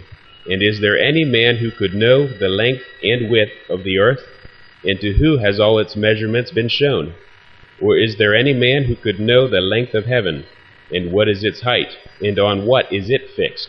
And how great is the number of stars, and where do all the lights rest? 20. Enoch's message of guidance. Now I say to you, my children, love righteousness and walk in it, for the paths of righteousness are worthy of acceptance, but the paths of iniquity will quickly be destroyed and vanish. And to certain men from a future generation, the paths of wrongdoing and of death will be revealed, and they will keep away from them and will not follow them. Now I say to you, the righteous, don't walk in the wicked path, or in wrongdoing, or in the paths of death, and don't draw near to them, or you may be destroyed. But seek and choose for yourself righteousness, and a life that is pleasing, and walk in the paths of peace, so that you may live and prosper. And hold my words firmly in the thoughts of your heart, and do not let them be erased from your heart. For I know that sinners will tempt men to disgrace wisdom, and no place will be found for it, and temptation will in no way decrease. Woe to those who build iniquity and found deceit, for they will quickly be thrown down and will have no peace. Woe to those who build their houses with sin, for from their whole foundation they will be thrown down, and by the sword they will fall, and those who acquire gold and silver will quickly be destroyed in the judgment. Woe to you, you rich, for you have trusted in your riches, but from your riches you will depart, for you did not remember the Most High in the days of your riches. You have committed blasphemy and iniquity, and you are ready for the days of the outpouring of blood, and for the days of darkness, and for the day of the great judgment. I say this, and make known to you, that he who created you will throw you down, and over your fall there will be no mercy, but your Creator will rejoice at your destruction. Your righteousness in those days will be a reproach to the sinners and to the ungodly. Oh, that my eyes were a rain cloud, that I might weep over you, and pour out my tears like rain, so that I might have rest from the sorrow of my heart. Who permitted you to practice hatred and wickedness? May judgment come upon you, the sinners. Don't be afraid of the sinners, you righteous, for the Lord will again deliver them into your hands, so that you may execute judgment on them as you desire. Woe to you who pronounce curses that you cannot remove. Healing will be far from you because of your sin. Woe to you who repay your neighbors with evil, for you will be repaid according to your deeds. Woe to you, you lying witnesses, and to those who weigh out iniquity, for you will be quickly destroyed. Woe to you, you sinners, because you persecute the righteous, for you yourselves will be handed over and persecuted, you men of iniquity, and their yoke will be heavy on you. Be hopeful, you righteous, for the sinners will quickly be destroyed before you, and you will have power over them as you desire. And in the day of the tribulation of the sinners, your young will rise up like eagles, and your nest will be higher than that of vultures. You will go up, and like badgers enter the crevices of the earth, and the clefts of the rock forever, before the lawless, but they will groan and weep because of you, like mountain goats. And do not be afraid, you who have suffered, for you will receive healing, and a bright light will shine upon you, and you will hear the voice of rest from heaven. Woe to you, you sinners, for your riches make you appear righteous, but your hearts prove you to be sinners. This word will be a testimony against you as a reminder of your evil deeds. Woe to you who devour the finest of wheat, and drink the best of water, and trample upon the humble through your power. Woe to you who drink water all the time, for you will quickly be repaid, and you will become exhausted and dry, for you have left the spring of life. Woe to you who commit iniquity and deceit and blasphemy. It will be a reminder of evil against you. Woe to you, you powerful, who through power oppress the righteous, for the day of your destruction will come. In those days many good days will come for the righteous in the day of your judgment. Believe, you righteous, that the sinners will become an object of shame and will be destroyed on the day of judgment. It will be known to you, sinners, that the Most High remembers your destruction, and that the angels rejoice over your destruction. What will you do, sinners, and where will you flee on that day of judgment when you hear the sound of prayer of the righteous? But you will not be like them against whom this word will be a testimony. You have been associated with the sinners. And in those days the prayer of the holy will be in front of the Lord, and from you will come the days of your judgment. And the word of your iniquity will be read out before the great and holy one, and your faces will blush with shame, and every deed which is founded upon iniquity will be rejected. Woe to you, you sinners, who are in the middle of the sea, or on dry ground, their memory will be harmful to you. Woe to you who acquire silver and gold, but not in righteousness, and say, We have become very rich and have possessions, and have acquired everything that we desired. And now let us do what we planned, for we have gathered silver and filled our storehouses, and as many as water are the servants of our houses, and like water your life will flow away. For your riches will not stay with you, but will quickly ascend from you.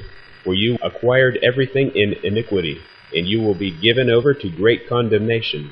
Now I swear to you, the wise and the foolish, that you will see many things on the earth.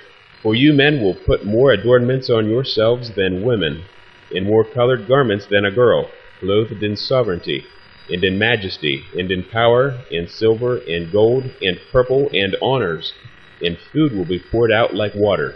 Because of this they will have neither knowledge nor wisdom, and through this they will be destroyed.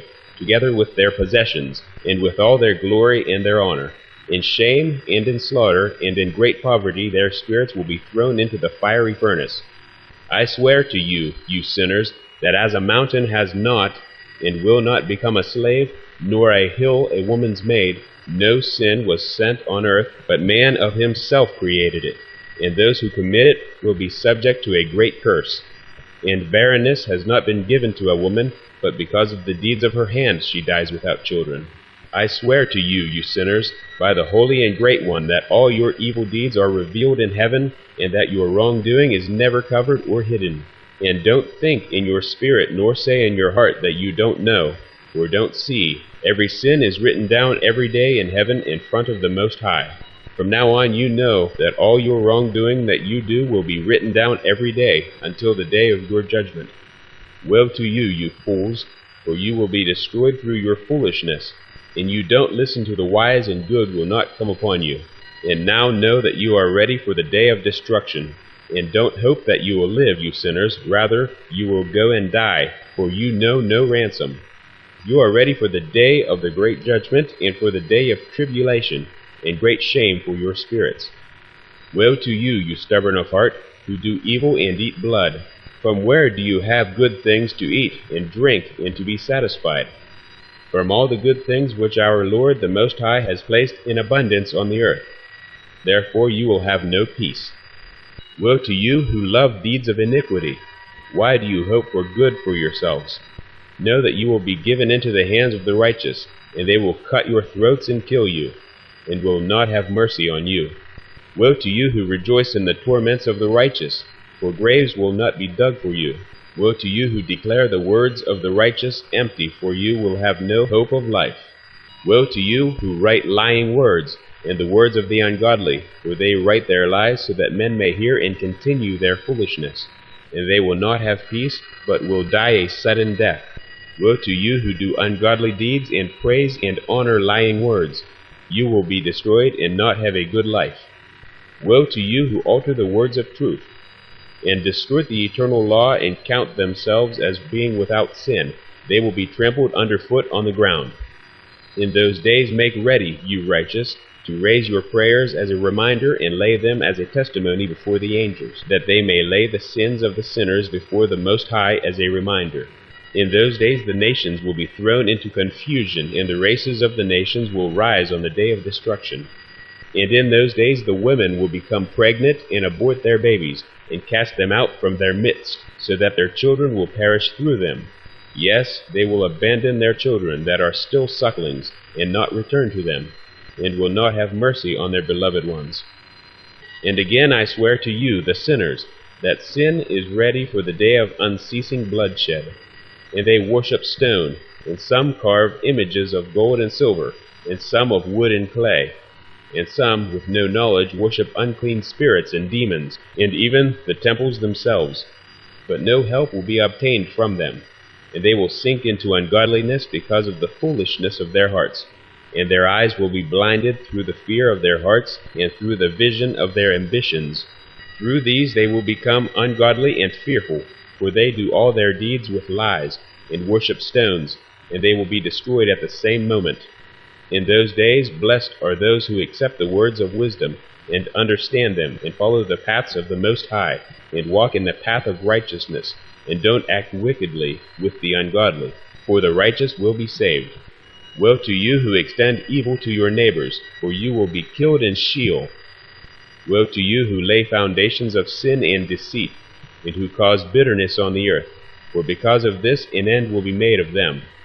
Woe to you who build your houses with the labor of others, and all their building materials are the sticks and stones of sin. I say to you, you will have no peace. Woe to those who reject the measure, and the eternal inheritance of their fathers, and cause their souls to follow error, for they will have no rest. Woe to those who commit iniquity, and help wrong, and kill their neighbors until the day of the great judgment, for he will throw down your glory. You put evil into your hearts, and rouse the spirit of his anger, so that he may destroy you all with the sword. And all the righteous and the holy will remember your sin.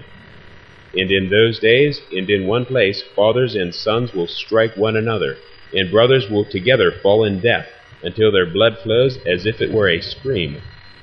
For a man will not, in mercy, withhold his hand from his sons, nor from his sons' sons, in order to kill them.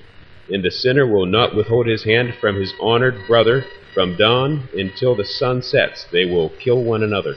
The horse will walk to its breast in the blood of the sinners, and the chariot will sink up to its height.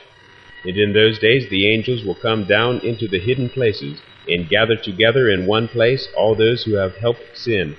And the Most High will rise on that day to execute the great judgment on all the sinners. And he will set guards from the holy angels over the righteous and holy, and they will guard them like the apple of an eye, until an end is made of all evil and all sin.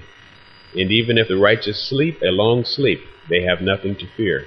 And the wise men will see the truth, and the sons of the earth will understand all the words of this book, and they will know that their riches will not be able to save them or overthrow their sin.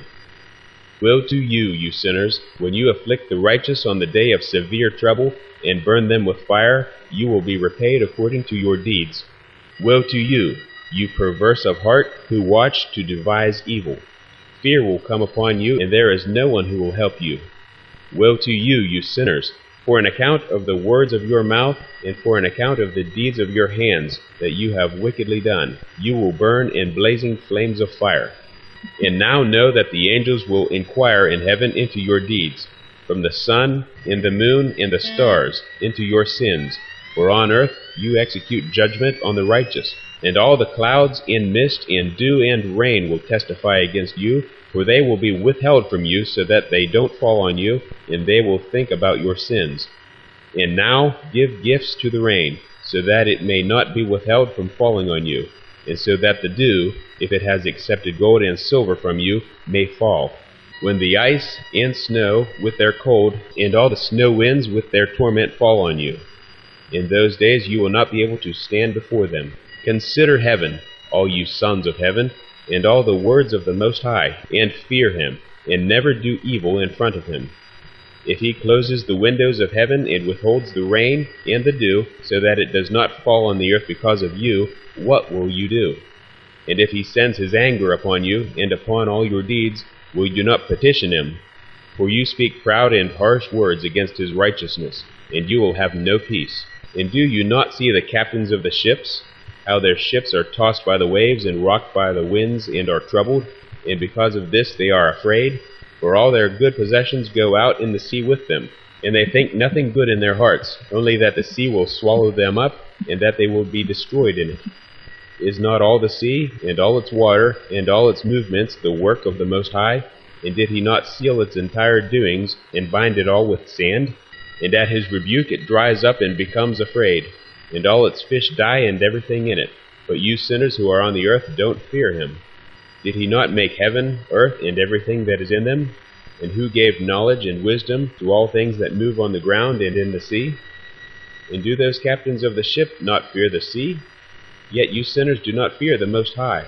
In those days, if he brings a fierce fire upon you, where will you flee, and where will you be safe? When he utters his voice against you, will you not be terrified and afraid? All the lights will shake with great fear, and the whole earth will be terrified, and will tremble and quake. All the angels will carry out their commands, and will try to hide from the one who is great in glory, and the children of the earth will tremble and shake, and you sinners will be cursed forever, and will have no peace. Don't be afraid, you souls of the righteous, be hopeful. You will have died in righteousness. Don't be sad that your souls have gone down into Sheol in sadness, and that your bodies did not obtain a reward during your life in accordance with your goodness. But when you die, the sinners will say about you, as we die, the righteous have also died, and of what use to them were their deeds? Listen, like us they have died in sadness and in darkness, and what advantage do they have over us? From now on we are equal. And what will they receive, and what will they see forever? For they too have died, and from now on they will never again see the light. And I say to you, you sinners, you are content to eat and drink, and strip men naked, and steal and sin, and acquire possessions, and see good days. But you saw the righteous, how their end was peace, for no wrong was found in them until the day of their death. But they were destroyed and became as though they had never been, and their souls went down to Sheol in torment. And now I swear to you, the righteous, by his great glory and his honor, and by his magnificent sovereignty, and by his majesty, I swear to you that I understand this mystery. I have read the tablets of heaven and seen the writings of the holy ones, and I found written and engraved in it concerning them that all good and joy and honor have been made ready and written down for the spirits of those who died in righteousness. And much good will be given to you in compensation for the labor, and that your lot will be more excellent than the lot of the living. The spirits of you who have died in righteousness will live, and your spirits will rejoice and be glad, and the memory of them will remain in front of the Great One for all the generations of eternity. Therefore don't fear their abuse. Woe to you, you sinners, when you die in your sin, and those who are like you say about you, Blessed were the sinners, they saw all their days, and now they have died in prosperity and wealth. They did not see torment and slaughter during their life, but they have died in glory, and judgment was not executed on them in their life. Know that their souls will be made to go down into Sheol. They will be miserable, and their torment will be great. And in darkness, and in chains, and in burning flames, your spirits will come to the great judgment, and the great judgment will last for all the generations forever. Woe to you, for you will have no peace. Do not say to the righteous and the good who in life, in the days of our affliction, we worked laboriously, and saw every affliction, and met many evils. We were diminished and became few, and our spirit has become small. We were destroyed, and there was no one who helped us with words or with deeds. We were powerless and found nothing. We were tortured and destroyed, and did not expect to see life from one day to the next. We hoped to become the head, but became the tail. We worked and labored, but were not masters of the fruits of our labor. We became food for the sinners, and the lawless made their yoke heavy upon us. Those who hated us and those who beat us became our rulers. And to those who hated us we bowed our necks, but they did not have mercy on us. We sought to escape from them, so that we might flee and be at rest, but we found no place where we might flee and be safe from them. We complained about them to the rulers in our distress, and cried out against those who devoured us, but they took no notice of our cries, and did not wish to listen to our voice. They helped those who plundered us and devoured us, and those who made us few, and they hid their wrongdoing, and did not remove from us the yoke of those who devoured us, and scattered us, and killed us. They concealed our slaughter, and did not remember that they had raised their hands against us. I swear to you, you righteous, that in heaven the angels remember you for good, in front of the glory of the Great One, and that your names are written down in front of the glory of the Great One. Be hopeful, for you were formerly put to shame through evils and afflictions, but now you will shine like the lights of heaven, and will be seen, and the gate of heaven will be opened to you. Carry on in your cry for judgment, and it will appear to you, for justice will be exacted on the rulers for all your torment, and from all those who help those who plundered you. Be hopeful and don't abandon your hope, for you will have great joy like the angels in heaven. What will you have to do? You will not have to hide on the day of the great judgment, nor will you be found to be sinners. The eternal judgment will be upon you for all the generations of eternity. And now don't be afraid, you righteous, when you see the sinners growing strong and prospering in their desires, and don't be associated with them, but keep far away from their wrongdoing, for you will be associates of the host of heaven. Although you sinners say, none of our sins will be inquired into and written down, but they will write down your sins every day. And now I show you that light and darkness, day and night, see all your sins. Don't be ungodly in your hearts, and don't lie, and don't alter the words of truth, nor say that the words of the Holy and Great One are lies. And don't praise your idols, for all your lies and all your ungodliness don't lead to righteous, but to great sin.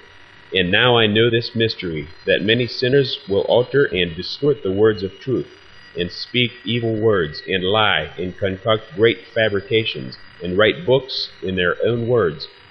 But when they write my words exactly in their languages, and do not alter or omit anything from my words, but write everything exactly, everything that I testified about before, then I know another mystery, that books will be given to the righteous and wise, and will be a source of joy and truth and much wisdom.